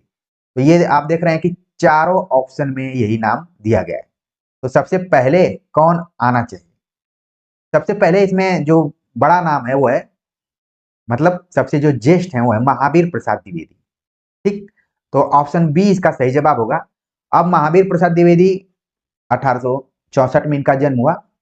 आचार्य रामचंद्र शुक्ल 1884 में, हजारी प्रसाद द्विवेदी 1907 में, और विद्या निवास मिश्र 1928 में। अब देख रहे हैं आप ये जो नाम है ये केवल निबंधकार के तौर पर नहीं बल्कि आगे की परीक्षाओं में इनकी जो प्रमुख निबंध है उनको ध्यान में रखिए। हर हालत में महावीर प्रसाद द्विवेदी के निबंध को ध्यान में रखिए, रामचंद्र शुक्ल, हजारी प्रसाद द्विवेदी, विद्या निवास मिश्र। ठीक है ना? तभी आप गद्य विधाओं में अच्छा कर पाएंगे। इतनी इतनी गद्य विधाएं हैं, कहानी, उपन्यास, नाटक, निबंध, आलोचना, कि आप पढ़ते पढ़ते थक जाएंगे। लेकिन कम से कम किनको विशेष तौर पर हमें ध्यान में रखकर जाना चाहिए। प्रश्न को हल करते हुए आपको धीरे धीरे समझ में आ रहा। हमें कोई बहुत जल्दीबाजी नहीं है कि फटफट उत्तर बता के आगे बढ़ जाए। हमें यह है कि आप लंबे समय तक अच्छा परफॉर्मेंस अपनी परीक्षाओं में करें। तो यहाँ पर देख रहे हैं आप महावीर प्रसाद द्विवेदी, रामचंद्र शुक्ल, हजारी प्रसाद द्विवेदी, विद्या निवास मिश्र। इनके क्रम को तो देख ही लिए, इनके निबंधों को भी आगे की परीक्षा के दृष्टिकोण से जरूर ध्यान में रखिए। अब आ भी गया जो मैं बात कर रहा था। यहाँ पर पूछा गया कि रचना काल के आधार पर निम्नलिखित निबंध संग्रहों का सही अनुक्रम कौन सा है। अशोक के फूल, अर्धनारीश्वर, आत्मनेय पद, श्रृंखला की कड़ियां। तो यहाँ पर निबंध दिए गए हैं और हमें बताना है कि कौन सही अनुक्रम है। तो चारों विकल्पों में वही सब नाम दिया गया है। अब हम यहाँ पर एक विकल्प में इनके प्रकाशन वर्ष को देखते हैं। तो अशोक के फूल, ये कई बार सीधे सीधे परीक्षाओं में पूछ लिया जाता है कि इसका प्रकाशन वर्ष क्या है। ठीक, तो ये हो गया। इसके बाद हम देखते हैं अर्धनारीश्वर जो कि 1952 में लिखा गया, आत्मनेय पद जो कि अज्ञे द्वारा लिखा गया है और इसका हो गया 1960 में, श्रृंखला की कड़ियां 1942। तो अब आपके दिमाग में तुरंत आना चाहिए कि श्रृंखला की कड़ियां पहले नंबर पे होगा, उस ऑप्शन को हम खोजते हैं। तो सही जवाब हो गया ऑप्शन डी, 1942, 1948, 1952 और 1960। मैं इसीलिए कहता हूं कि पेन और कॉपी लेकर बैठिए, एक बार नहीं 2 बार लिखिए। अब मुझे उम्मीद है कि आप लोगों को याद हो गया होगा 1942, 1948, 1952, 1960। इसी तरीके से याद करना है। अगला प्रश्न है रचना काल की दृष्टि से उपन्यासों का सही अनुक्रम कौन सा है। तो उपन्यास दिए गए हैं और ये ऐसे उपन्यास लग रहे हैं कि शुरुआती प्रारंभिक दौर के ही उपन्यास। तो सबसे पहले हम देख लेते हैं कि परीक्षा गुरु का नोट कर लेते हैं, ठीक, 1882। फिर इसके बाद हम नोट करते हैं जो निस्सहाय हिंदू 1889, ठेठ हिंदी का ठाठ 1899, देहाती दुनिया 1926। तो इस तरीके से आप देख रहे हैं कि जो पहला ऑप्शन का क्रम है वही क्या हो रहा है, सही हो जा रहा है, बाकियों का इधर उधर दिया हुआ है। अब ये उपन्यास किसके किसके हैं, इनकी विषय वस्तु क्या रही है, ये जितने भी चारों नाम दिए गए हैं सब अपने आप में फेमस है। परीक्षा गुरु पहला हिंदी उपन्यास हो गया, निस्सहाय हिंदू का भी इंपॉर्टेंट रोल है, ठेठ हिंदी का ठाठ और हरिऔध का, ये भी आप देख रहे हैं कि अपने नाम के कारण है, और देहाती दुनिया जो कि आंचलिक उपन्यासों की शुरुआत यहीं से कई आलोचक मानते हैं। तो ये ऐसे नाम नहीं दिए गए, इसका मतलब है कि हिंदी साहित्य में जितने भी फेमस फेमस नाम हैं, रचनाएं हैं, उनको विशेष तौर पर आपको ध्यान में रख के जाना है। जैसे कई बार हम परीक्षाओं की तैयारी करते हैं तो सोचते हैं कि ऐसी रचना को याद करके जाएं जो किसी को ना आ रही, ऐसा कुछ नहीं। कम से कम महत्वपूर्ण रचनाओं को बिल्कुल ध्यान में रख के जाइए, वहां से सवाल बनने ही बनने। अगर वहां से नहीं सवाल बनेंगे तो मतलब है कि आपका पेपर बनाने वाला भी किसी अपने रिसर्च स्कॉलर से ही पेपर बनवा लिया है। चलते हैं आगे बात करते हैं। आपके मन में आने लगा, और क्या रिसर्च स्कॉलर भी पेपर बनाते हैं? कई जगहों पे वही पेपर बना देते हैं बेटा। बोल दिया जाता है कि थोड़ा 50 क्वेश्चन छांटना है, 70 क्वेश्चन छांटना है, 80 क्वेश्चन छांटना है, तो छांट कर दे देते हैं। इसीलिए सवाल बन जाता है कठिन काव्य के प्रेत कौन है? तो आचार्य रामचंद्र शुक्ल ने केशवदास को कहा था, क्योंकि रिसर्च स्कॉलर ने पेपर बनाया। टीचर बनाता, मैं अगर पेपर बनाता तो वहां पर देव लिखता। चलते हैं, बात करते हैं आगे। अगला जो प्रश्न है कि रचना काल के आधार पर हजारी प्रसाद द्विवेदी के निम्नलिखित उपन्यासों का सही अनुक्रम बताइए। जिस तरफ मैं संकेत कर रहा था वो अब धीरे धीरे लक्षण के रूप में दिखाई पड़ने लगा आपको। हजारी प्रसाद द्विवेदी के उपन्यासों को आपको बिल्कुल तैयार करके जाना है परीक्षा के पहले। अब चारों उपन्यास के नाम दिए गए हैं, इसमें हमें बताना है कि सही मायने में कौन उपन्यास पहले है कौन बाद में, क्रम के अनुसार बता देना है। तो इस तरीके के प्रश्नों को हल करने का सबसे सही तरीका यही है कि जो पहले आ रहा है उसको नोट कर लेते हैं। जैसे यहाँ पर अनाम दास का पोथा है, 1976 ईस्वी में लिखा गया। पुनर्नवा 1973 में, बाण भट्ट की आत्मकथा 1946 में, और चारुचंद्र लेख का जो प्रकाशन वर्ष है 1963 में। तो अब तो ये लग रहा है कि जहां भी बाण भट्ट की आत्मकथा होगा वही सबसे पहले होगा। तो इस तरीके से सही जवाब हो गया ऑप्शन सी। तो एक बार और लिख लेते हैं, 1946, ठीक, फिर इसके बाद हो गया 1963, फिर इसके बाद 1973, और फिर 1976। तो एक से अधिक बार लिख लिए और याद हो गया। अगला प्रश्न है कि रचना काल की दृष्टि से निम्नलिखित कहानियों का सही अनुक्रम।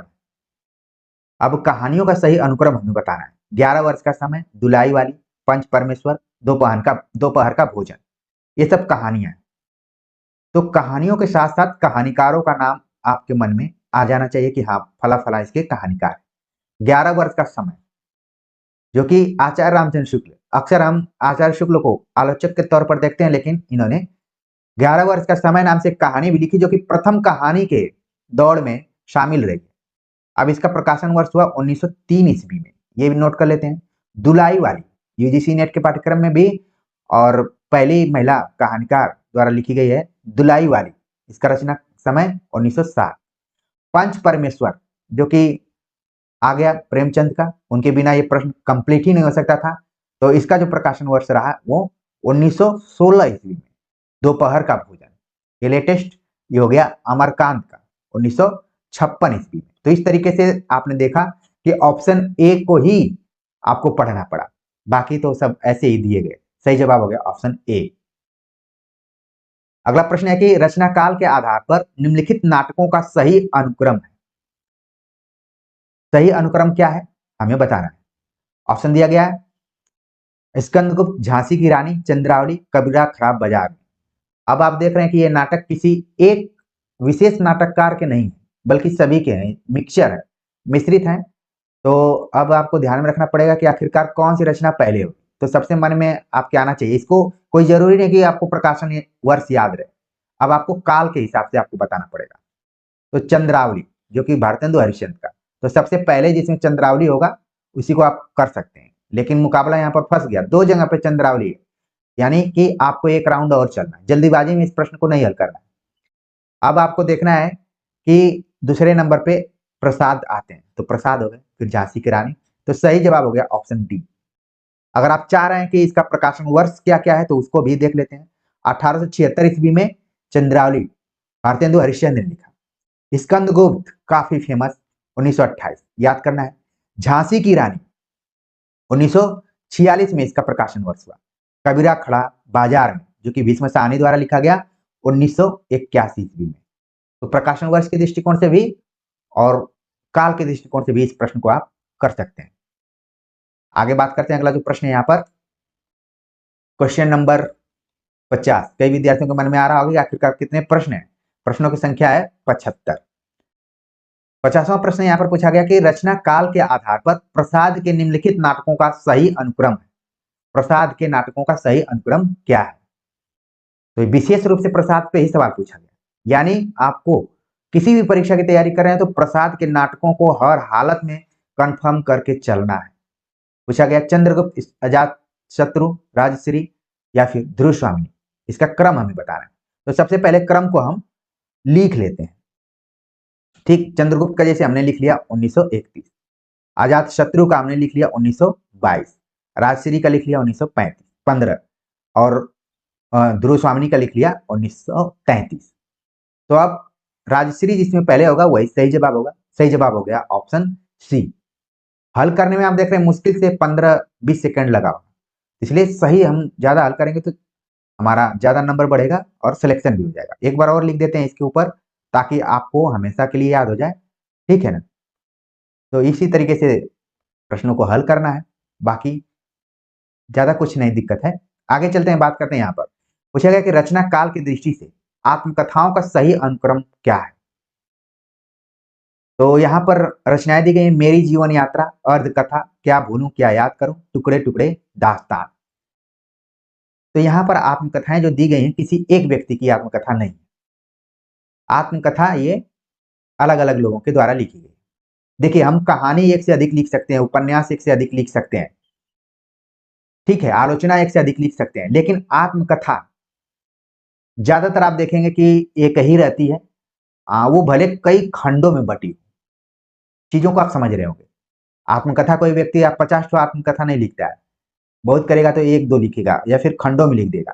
तो आत्मकथा को पढ़ते वक्त आपको ये ध्यान में रखना है कि इसमें विविधता से भरा हुआ प्रश्न ही आएगा, मतलब एक से अधिक आत्मकथाकारों का जिक्र हो सकता है। अब मेरी जीवन यात्रा, अर्ध कथा, क्या भूलूं क्या याद करूं, टुकड़े टुकड़े दास्तान। तो सबसे पहले हम यहाँ पर देखते हैं कि मेरी जीवन यात्रा ये राहुल साकृत्यायन की आत्मकथा है और कई जगह पर इसको जीवनी के रूप में भी देख लिया जाता है, ठीक है ना। अर्ध कथा जो है, अर्ध कथा नगेंद्र द्वारा लिखी गई है। इसी तरीके से एक मिलती जुलती रचना जिसका नाम है अर्ध कथानक, तुरंत आपको याद आ गया हो कि जी सर बिल्कुल आप सही कर रहे हैं, जो कि एक जैन कवि द्वारा लिखी गई है और शुरुआती इसको माना जाता है, उसका नाम अर्ध कथानक है। कई जगह पे अर्ध कथा भी लिखा रहता है। एक बार मैं परीक्षा में फंस गया था इसी तरीके से और मेरा प्रश्न उत्तर गलत हो गया था, इसलिए मैं जोर दे रहा हूं इसको। क्या भूलूं क्या याद करूं, ये तो जग जाहिर है पूरा। टुकड़े टुकड़े दास्तान, तो देखिए यहाँ पर हम पहले बात करते हैं कि 1956 में मेरी जीवन यात्रा, अर्ध कथा जो है इसका जो प्रकाशन हुआ 1988 में। क्या भूलूं क्या याद करूं 1969 में इसका हुआ। और देख रहे हैं आप कि टुकड़े टुकड़े दास्तान 1986 ईस्वी में, ठीक।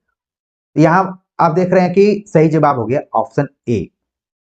अरे सॉरी, यहां पर सही जवाब क्या हो रहा है, सही जवाब हो रहा है एक राउंड आपको हमें देखना पड़ेगा। इसमें सबसे पहले जो नाम आना चाहिए, सबसे पहले नाम आना चाहिए वो है आना चाहिए नाम, सबसे पहले इसमें आना चाहिए। ये तो ऑप्शन ही यहाँ पर थोड़ा सा गलत सा मुझे दिख रहा है। जैसे इसमें पहले होना चाहिए मेरी जीवन यात्रा, फिर इसके बाद होना चाहिए क्या भूलूं याद करूं, फिर टुकड़े टुकड़े दास्तान और सबसे अंत में होना चाहिए अर्ध कथा। कोई ऐसा ऑप्शन नहीं यहाँ पर दिख रहा है कि जो, तो इसको थोड़ा सा, क्योंकि देखिए ये नहीं है कि यहाँ पर हम लोग फंस गए, क्योंकि इस तरीके से उटपटांग सवाल परीक्षाओं में आते हैं। जिसको मैं क्रिकेट की शैली में बोलूं तो गेंदबाज के हाथ से बॉल छूट गई है, ठीक है ना, उसी टाइप का ये। लेकिन तथ्यों से आप परिचित हो गए, ये इस प्रश्न की सबसे बड़ी उपलब्धि थी। चलते हैं आगे बात करते हैं। अगला जो प्रश्न है, रचना काल के आधार पर निम्नलिखित कृतियों का सही अनुक्रम क्या है?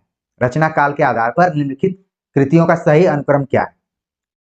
तो रचनाएं आप देख रहे हैं कि वही सब दिए गए हैं, भारत भारती, रसकलश, उर्वशी, शंभू।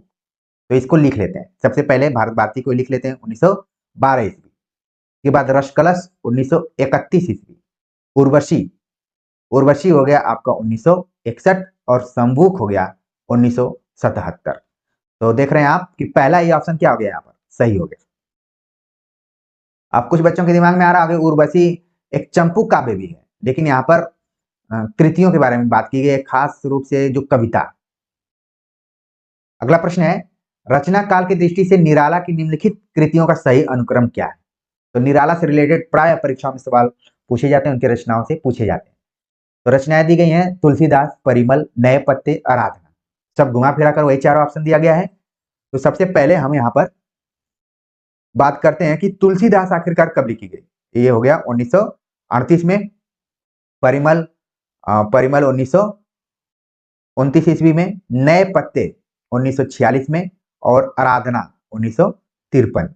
तो इसमें सही क्रम क्या होगा? सबसे पहले नाम आना चाहिए परिमल का। तो डी ऑप्शन इसका सही जवाब हो रहा है। एक बार फिर से लिख देते हैं, 1929, 1938, 1946 और 1953।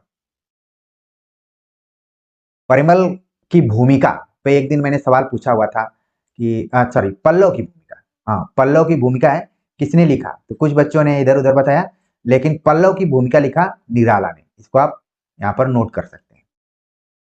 चलते हैं आगे, बात करते हैं। अगला जो प्रश्न है, रचना काल के आधार पर निम्नलिखित उपन्यासों का सही अनुक्रम कौन सा है? रचना काल के आधार पर उपन्यासों का सही अनुक्रम, उपन्यास दिए गए राग दरबारी, धरती धन अपना, महाभोज, झीनी झीनी बीनी चदरिया। तो जितने भी उपन्यास दिए गए सभी उपन्यास अलग अलग उपन्यासकारों के हैं। सबसे पहले हम इसमें प्रकाशन वर्ष लिख लेते हैं। जैसे राग दरबारी 1968 हो गया, धरती धन अपना, ये आप यूजीसी नेट के सिलेबस में भी देखेंगे है। महाभोज जो कि यूपीएससी तक के सिलेबस में शामिल किया गया है। इसके बाद झीनी झीनी बीनी चदरिया आप देख रहे हैं 1986।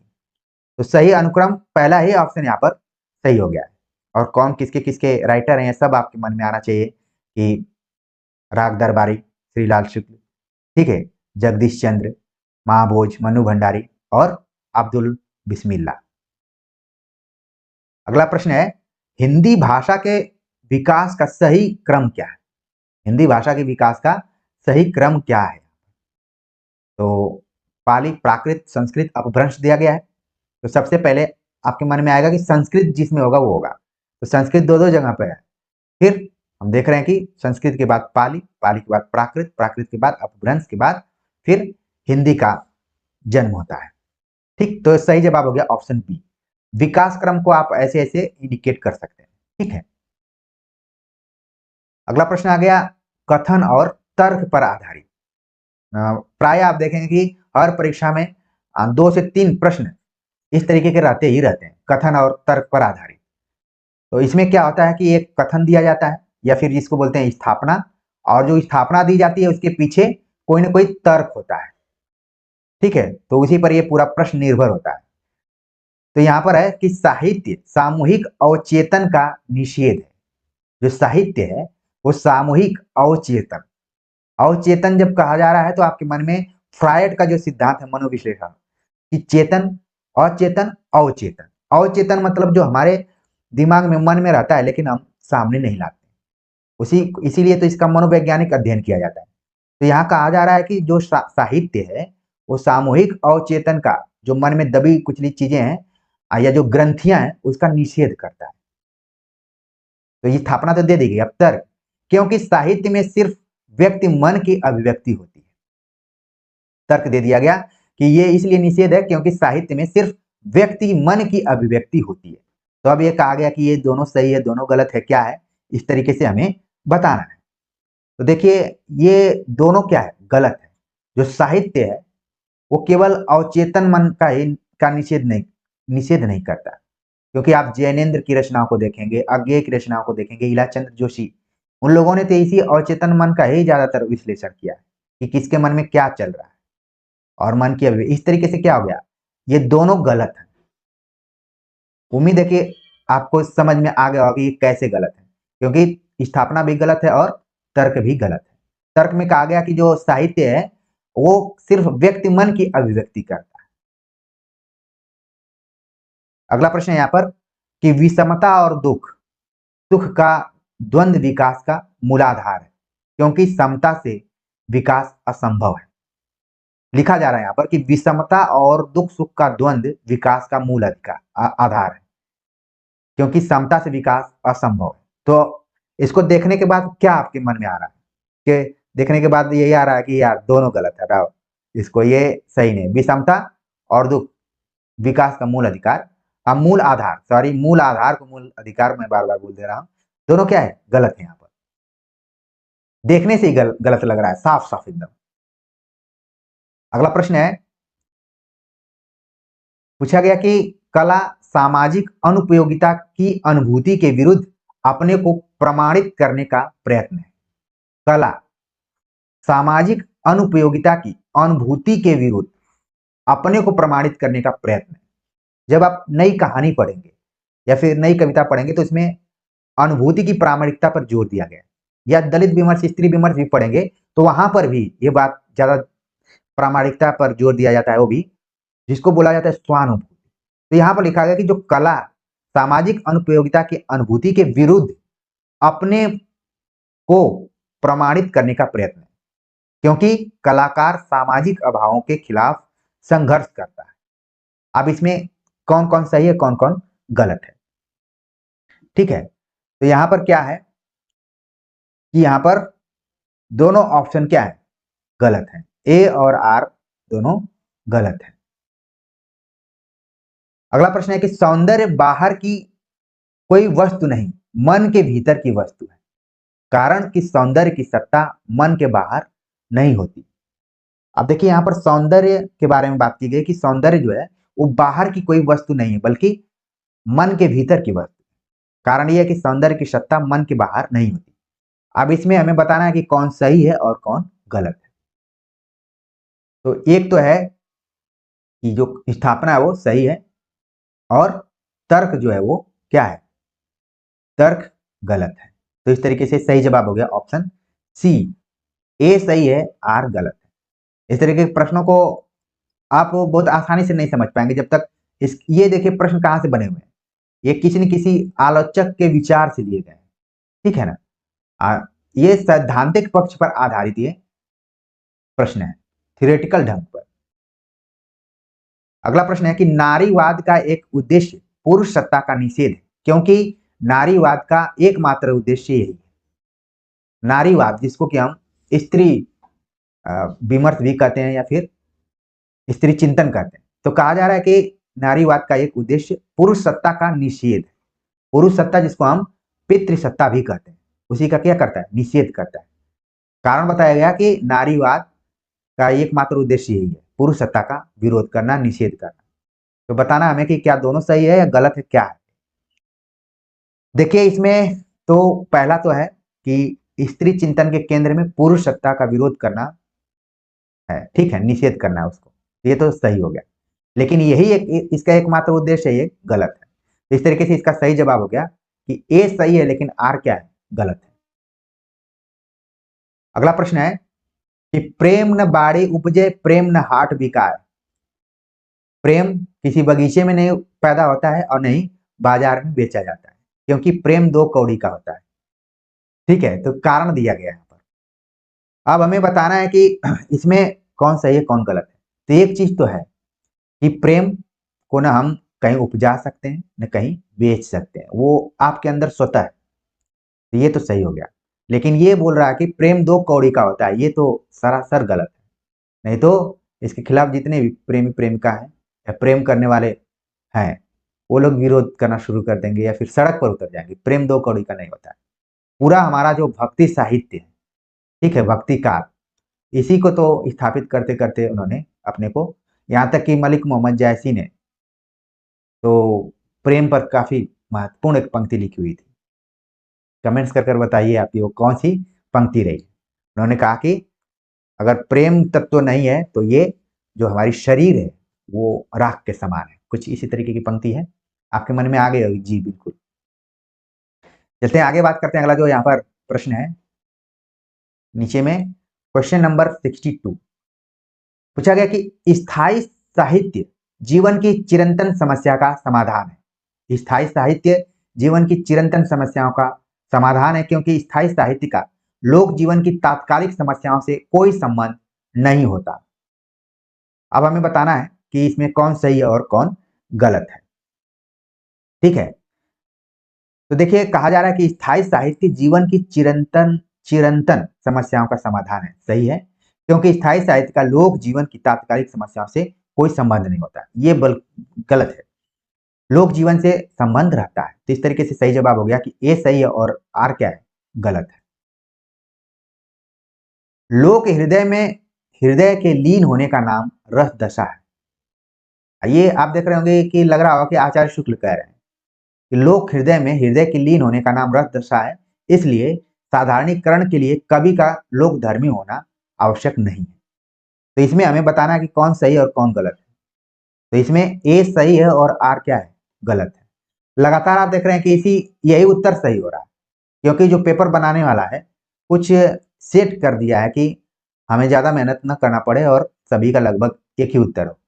लेकिन जब आप परीक्षा में जाएंगे तो आप हड़बड़ाने लगेंगे कि एक ही का उत्तर क्यों बार बार एक ही टाइप का हो रहा है, कहीं मैं तो गलत नहीं कर रहा हूं। लेकिन सही मायने में आप देख रहे हैं कि पैटर्न है, तो परीक्षाओं के पैटर्न को भी समझना जरूरी है। कई बार लोगों को लगता है ना कि 5-6 क्वेश्चन का आंसर एक ही टाइप का ए बी बी तो नहीं सही होना चाहिए, मैं कुछ कहीं गलती कर रहा हूं, और उसी में पता चलता है कि सही में वो गलती कर देते हैं। अगला प्रश्न है कि भारतेंदु युग आधुनिकता का प्रवेश द्वार है, क्योंकि भारतेंदु युगीन कविता में मध्यकालीन भावबोध का नितांत अभाव है। तो आधुनिकता का प्रवेश द्वार है तो बिल्कुल सही है, इसमें कोई बात गलत नहीं है। लेकिन कहा जा रहा है कि मध्यकालीन भावबोध का नितांत अभाव पाया जाता है भारतेंदु युगीन कविता में, ये सही नहीं है, क्योंकि अभी भी उससे क्या है, प्रभावित ये कविता लिखी जा रही है। अब एकदम से आधुनिकता आती है, द्विवेदी, छायावाद, आगे जो प्रगतिवाद, प्रयोगवाद, इन सब में नई कविता की खास विशेषता रही है। क्योंकि भारतेंदु योगीन समय में कविताओं को लेकर कंफ्यूजन था कि ब्रज भाषा को आगे बढ़ाया जाए कि खड़ी बोली को आगे बढ़ाया जाए, क्या किया जाए। ठीक है ना, तो ए सही है और आर गलत है। अगला प्रश्न है कि रस ब्रह्म स्वाद सहोदर है, क्योंकि रस में लौकिक विषयों का सर्वथा तिरोभाव होता है। तिरोभाव मतलब पतन। रस ब्रह्म स्वाद सहोदर है, या फिर रस में लौकिक विषयों का सर्वथा तिरोभाव, तिरोहित होना। अब इसमें कौन सही है और कौन सा गलत है। सबका एक ही पैटर्न दिया गया है, ए सही है और आर गलत हो गया है। ठीक है, ऑप्शन बी इसका सही जवाब। बस ऑप्शन को इधर उधर दिया गया है, लेकिन पैटर्न एक ही टाइप का दिया है। अगला प्रश्न है कि निम्नलिखित कवियों को उनके काव्य संग्रहों के साथ सुमेलित कीजिए। काव्य संग्रहों के साथ सुमेलित करना है। एक तरफ कवियों का नाम दिया गया है, बालकृष्ण शर्मा, नवीन, रामनरेश त्रिपाठी, माखनलाल चतुर्वेदी, सोहनलाल, ये सब नाम है। और काव्य संग्रह हिम तरंगिणी, प्रवासी के गीत, हम विश्वाई जमनम के, पथिक, ये सब नाम दिया गया है। तुरंत मिलाना है, इस तरीके के प्रश्नों को एक बार मिला लेते हैं तो हो जाता है काम। तो मान लीजिए मैंने मिला लिया कि हम विश्वाई जन्म के, ए का 3, ए का 3 कहां पर मिल रहा है, तो सी है। ठीक है, लेकिन यहां पर मैं ज्यादा ऑप्शन पे नहीं जाऊंगा, हमारा लक्ष्य है कि हम इन तथ्यों से भी परिचित हो जाए। जैसे माखनलाल चतुर्वेदी, हिम तरंगिणी, ठीक, पथिक, रामनरेश त्रिपाठी, प्रवासी के गीत, यहाँ पर क्या हो गया, प्रवासी के गीत किसी का नहीं है, सोहनलाल भैरवी। तो डी का वी होगा, हाँ बिल्कुल सही है। इस तरीके से अगला प्रश्न है इसी टाइप का, सुमेलित करना है, लेकिन यहाँ पर पत्रिकाओं के साथ सुमेलित करना है। सुमेलित वाला प्रश्न इसलिए करना है कि हर परीक्षा में ये प्रश्न आ रहा है, इसको छोड़कर नहीं आगे बढ़ सकते। तो पत्रिकाएं दी गई हैं, भारतेंदु हरिश्चंद्र, अंबिका दत्त व्यास, बद्रीनारायण चौधरी, प्रेमगन, बालकृष्ण भट्ट का। तो तुरंत हमें मिलाना है, ठीक। तो कवि वचन सुधा यहाँ पर दिया है, तो हम मिला लेते हैं कि ये हो गया भारतेंदु हरिश्चंद्र का। इसके बाद है हिंदी प्रदीप, तो जैसे आएगा बालकृष्ण भट्ट, आनंद कादम्बिनी, चौधरी प्रेमगन, ठीक। अंबिका दत्त व्यास, पीयूष प्रवाह। एक बच रहा है ब्राह्मण, तो ब्राह्मण पत्रिका के कौन थे, इसको आप अपने दिमाग में ला दीजिए। तो इस तरीके से यहाँ पर देखा जाए इसका जो सही जवाब होगा तो ए का आईवी, तो सही जवाब होगा ए, ठीक है। ब्राह्मण का आप लोगों को समझ में आ गया किसका है, उनके नाम में भी खुद लगा हुआ है, मिश्र लगा हुआ है, तुरंत आप कैच कर लेंगे। अगला प्रश्न है, उपन्यासकारों के नाम दिए गए हैं और उपन्यासों को सुमेलित करना है। भीष्म साहनी, श्रीलाल शुक्ल, राय मासूम रजा, शिव प्रसाद सिंह। तो आप देखेंगे कटरा भी आरजू, तुरंत आपके मन में आएगा कि हमने राय मासूम रजा पढ़ा था। तमस, भीष्म साहनी, श्रीलाल शुक्ल, राग दरबारी, शिव प्रसाद सिंह, शहर में कर्फ्यू। शहर में कर्फ्यू बल्कि शिव प्रसाद सिंह का नहीं है, नीचे में है अलग अलग वैतरणी। शहर में कर्फ्यू दूसरे का है, ठीक। तो इस तरीके से हमने उपन्यासों को मिला लिया, उपन्यासकारों को मिला लिया। लेकिन देख लेते हैं आंसर इसका क्या सही हो रहा है। ए का 2 जिसमें हो रहा है, ए का 2 आप देख रहे हैं कि 2 जगह हो रहा है, इसलिए एक राउंड और आपको करना पड़ेगा। तो यहाँ पर आप देख रहे हैं कि बी का 2 किस में हो रहा है, बी का ए का 2 हो गया और बी का आई बी, सही जवाब हो गया सी यहाँ पर। अगला प्रश्न है कि निम्नलिखित आलोचना ग्रंथों को उनके आलोचकों के साथ सुमेलित कीजिए। आलोचना ग्रंथ दिए गए हैं और आलोचकों के नाम दिए गए। रस मीमांसा, नाथ संप्रदाय, आस्था और सौंदर्य, हिंदी साहित्य 20वीं शताब्दी, ये नाम दिए गए। तो रस मीमांसा तुरंत आपके मन में आएगा कि हाँ रामचंद्र शुक्ल, नाथ संप्रदाय हजारी प्रसाद द्विवेदी, आस्था और सौंदर्य रामविलास शर्मा, 20वीं शताब्दी नंदुलारे वाजपेयी। यही कभी कभी आपको वन लाइनर में भी सवाल आ सकते हैं, सिंगल प्रश्न के रूप में, या फिर सुमेलित में भी आ रहे हैं। आगे बात करते हैं, अगला जो प्रश्न है 70 नंबर का, और उसको देख लेते हैं कि आखिरकार वो क्या है। पात्रों को उनके उपन्यासों के साथ सुमेलित कीजिए। पात्रों का नाम दिया गया है और उपन्यास, गोबर, भुवन, महामाया, कुमारगिरी, ठीक है। तो गोबर जैसे ही मैंने कहा आप तुरंत लगा देंगे गोदान। भुवन, भुवन जो है वो नदी के द्वीप का है। महामाया बाणभट्ट की आत्मकथा, इसी प्रैक्टिस सेट में हमने सुचरिता को पढ़ा था, अब यहाँ पर महामाया। कुमारगिरी पूछा गया कि वो आखिरकार किसका है, तो वह चित्रलेखा का, और चित्रलेखा किसका उपन्यास है आप जान रहे होंगे। तो इस तरीके से देखा जाए तो ए का आईवी, ए का आईवी 2 जगह दिया हुआ है, यानी कि एक बार और आपको देखना है। बी का हम देख लेते हैं, एक, बी का 1 है, तो यानी कि ऑप्शन ए यहाँ पर सही है। इसलिए हमेशा आप ज्यादातर कोशिश कीजिए कि इसको चेक करके ही लगाइए ऑप्शन में। अगला प्रश्न है कि निम्नलिखित पात्रों को उनके काव्यों के साथ सुमेलित कीजिए। काव्य दिए गए हैं और पात्र दिए गए। इस तरीके के प्रश्न इस समय यूजीसी नेट में भी पूछे जा रहे हैं, ठीक है ना, तो उनके लिए तो ज्यादा महत्वपूर्ण है ही, बाकियों के लिए भी है। तो प्रियंबद, कमला, औशनरी, नचिकेता।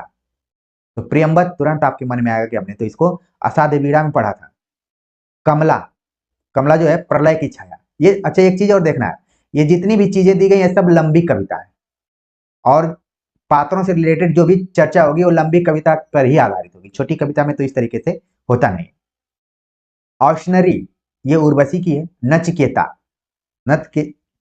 नचिकेता जो है वो आत्मजयी की है, ठीक। अंधा युग में अगर होता तो इसमें गांधारी इत्यादि का नाम आ जाता, और भी ढेर सारे पात्र हैं इसमें। तो आपने देखा कि कौन कौन से पात्र किस कविता से जुड़े हुए हैं। ये थोड़ा सा नए ढंग का प्रश्न था। अब मिलाना चाहें आप तो मिला सकते हैं, ए का आई बी यानी चौथा, तो बी ऑप्शन इसका सही जवाब है। अगला प्रश्न है क्वेश्चन नंबर 72, सिद्धांतों को उनके विचारकों के साथ सुमेलित करना है। तो सिद्धांत दिया गया अभिव्यंजनावाद, अभिजात्यवाद, अस्तित्ववाद, विखंडनवाद। तो आप देख रहे हैं आप यहाँ पर कि हमें मिलाना है। तो अभिव्यंजनावाद का जब भी जिक्र होगा तो क्रोचे आ जाएंगे। अस्तित्ववाद का जब भी नाम आएगा तो नाम आएगा अस्तित्ववाद का सार्त्र का। और विखंडनवाद का जब नाम आएगा तो नाम आ जाएगा देरिदा। इसके पहले मैंने देरिदा से एक सवाल पूछा था और आप यहाँ पर उसका उत्तर देख लीजिए। और जब भी अभिजात्यवाद का जिक्र किया जाएगा तो नाम आएगा टीएस इलियट, जिसको हम कलावाद भी कहते हैं। और कला के लिए सिद्धांत दिया गया टीएस इलियट, जो कि अभिजात्यवाद से रिलेटेड है। ठीक है ना। तो इस तरीके से देखा जाए तो इसका हम मिला लेते हैं कि ए का आई बी 2 दे दिया गया, ए का आई बी 2 आप देख रहे हैं। ठीक, तो फिर से एक बार देखना होगा इसमें कौन सा है। बी का हम देखते हैं 1। तो इस तरीके से सही जवाब हो गया ऑप्शन डी। अगला प्रश्न है कि निम्नलिखित कहानीकारों को उनकी कहानियों के साथ सुमेलित कीजिए। कहानीकार दिए गए और उनकी कहानियां। तो दोपहर का भोजन, ठेस, पर्दा, वापसी। तो सबसे पहले हम फणीश्वर नाथ रेणु ठेस, अमरकांत दोपहर का भोजन, पर्दा यशपाल, वापसी उषा प्रियंवदा। तो इस तरीके से आप देख रहे हैं कि बहुत ही आसानी से आपने इसको मिला लिया। तो ए का 2 यहाँ पर देख रहे हैं कि 3 ऑप्शन में दिया गया है, यानी कि बहुत आसान ऑप्शन नहीं था। ठीक है, तो ए का 2 यहाँ पर दिया गया है, 3 ठोल के दे दिया गया है। अब एक राउंड और चलना पड़ेगा। बी का 1 देखते हैं। बी का एक ही दिया हुआ है, इस तरीके से सही जवाब हो गया ऑप्शन बी। ठीक है, आगे बात करते हैं। अगला जो प्रश्न है यहाँ पर क्वेश्चन नंबर 74, निबंधों को उनके निबंधकारों के साथ सुमेलित कीजिए। तो निबंध दिया गया मजदूरी और प्रेम, कुटज, मेरे राम का मुकुट विग्रह, लोभ और प्रीति। आसानी से इसको आप मिला लेंगे। मजदूरी और प्रेम हो गया अध्यापक पूर्ण सिंह। मजदूरी और प्रेम है, मजदूर और प्रेम नहीं है, इस चीज को ध्यान में रखना है। कुटज हजारी प्रसाद द्विवेदी, मेरे राम का मुकुट भीग रहा है। ठीक है, अब देखिए 2 नाम दिए गए, कुबेर नाथ राय, विद्यानिवास मिश्र। इसमें कंफ्यूजन होने लगता है, इसलिए दोनों का नाम आपको क्लियर करके रखना है। लोभ और प्रीति हो गया रामचंद्र शुक्ल का। मेरे राम का मुकुट भीग रहा है, ये है विद्यानिवास मिश्र। ठीक है ना। तो इस तरीके से देखा जाए तो ए का 2 हम देखते हैं किसमें है। सही जवाब हो गया ऑप्शन ए। अगला प्रश्न है निम्नलिखित उक्तियों को उनके लेखकों के साथ सुमेलित कीजिए। उक्तियां दी गई हैं और लेखकों के नाम दिए गए, सुमेलित करना हमें। तो हम देख लेते हैं। मैं उपन्यास को मानव चरित्र का चित्र समझता हूं। अधिकार सुख कितना मादक और सारहीन है, करुणा सेंत का सौदा नहीं, मनुष्य ही साहित्य का लक्ष्य है। आप देख रहे हैं कि ये जो कथन दिए गए हैं, ये कथन यहाँ के लिए तो महत्वपूर्ण है ही, 1 लाइनर परीक्षाओं में के लिए भी इंपॉर्टेंट है। मैं उपन्यास को मानव चरित्र का चित्र समझता हूं, ये कथन है प्रेमचंद का। अधिकार सुख कितना मादक और सारहीन है, जयशंकर प्रसाद। मनुष्य ही साहित्य का लक्ष्य है, ये हो गए हजारी प्रसाद द्विवेदी। और कहा गया कि करुणा सेत का सौदा नहीं है, ये हो गया रामचंद्र शुक्ल, उनके करुणा निबंध से, जो कि चिंतामणि में। तो इस तरीके से आपने इन कथनों को देखा, और केवल इस प्रश्न के लिए नहीं बल्कि आगे की परीक्षा के लिए भी ये कथन महत्वपूर्ण है। तो हम सही उत्तर एक बार विकल्प के तौर पर देख लेते हैं कि ए का हो गया 3। सही जवाब हो गया ऑप्शन ए। इस तरीके से हमने वक्त लेते हुए 75 प्रश्नों पर चर्चा की, और ये प्रश्न केवल 75 संख्याओं में थे, लेकिन इनकी संख्या हम 150 भी कहें तो कम नहीं होगी। उम्मीद है कि ये प्रैक्टिस सेट करके आपको कई नए प्रश्नों का सामना करना पड़ा होगा, और नए दृष्टिकोण से कैसे प्रश्नों को हल करते हैं उसकी भी जानकारी हुई होगी, और आपको अच्छा लगा होगा कि हमने जो भी वक्त यहाँ पर दिया है उसकी कीमत चुकाई गई है। तो इसी तरीके से लगातार आप बने रहिए, अपनी तैयारी का मूल्यांकन करते हुए परीक्षाओं में उतरेंगे। मुझे पूरी उम्मीद है कि आपको सफलता मिल जाएगी। तो कमेंट्स का इंतजार रहेगा। मिलते हैं एक नए टॉपिक के साथ, तब तक के लिए नमस्कार।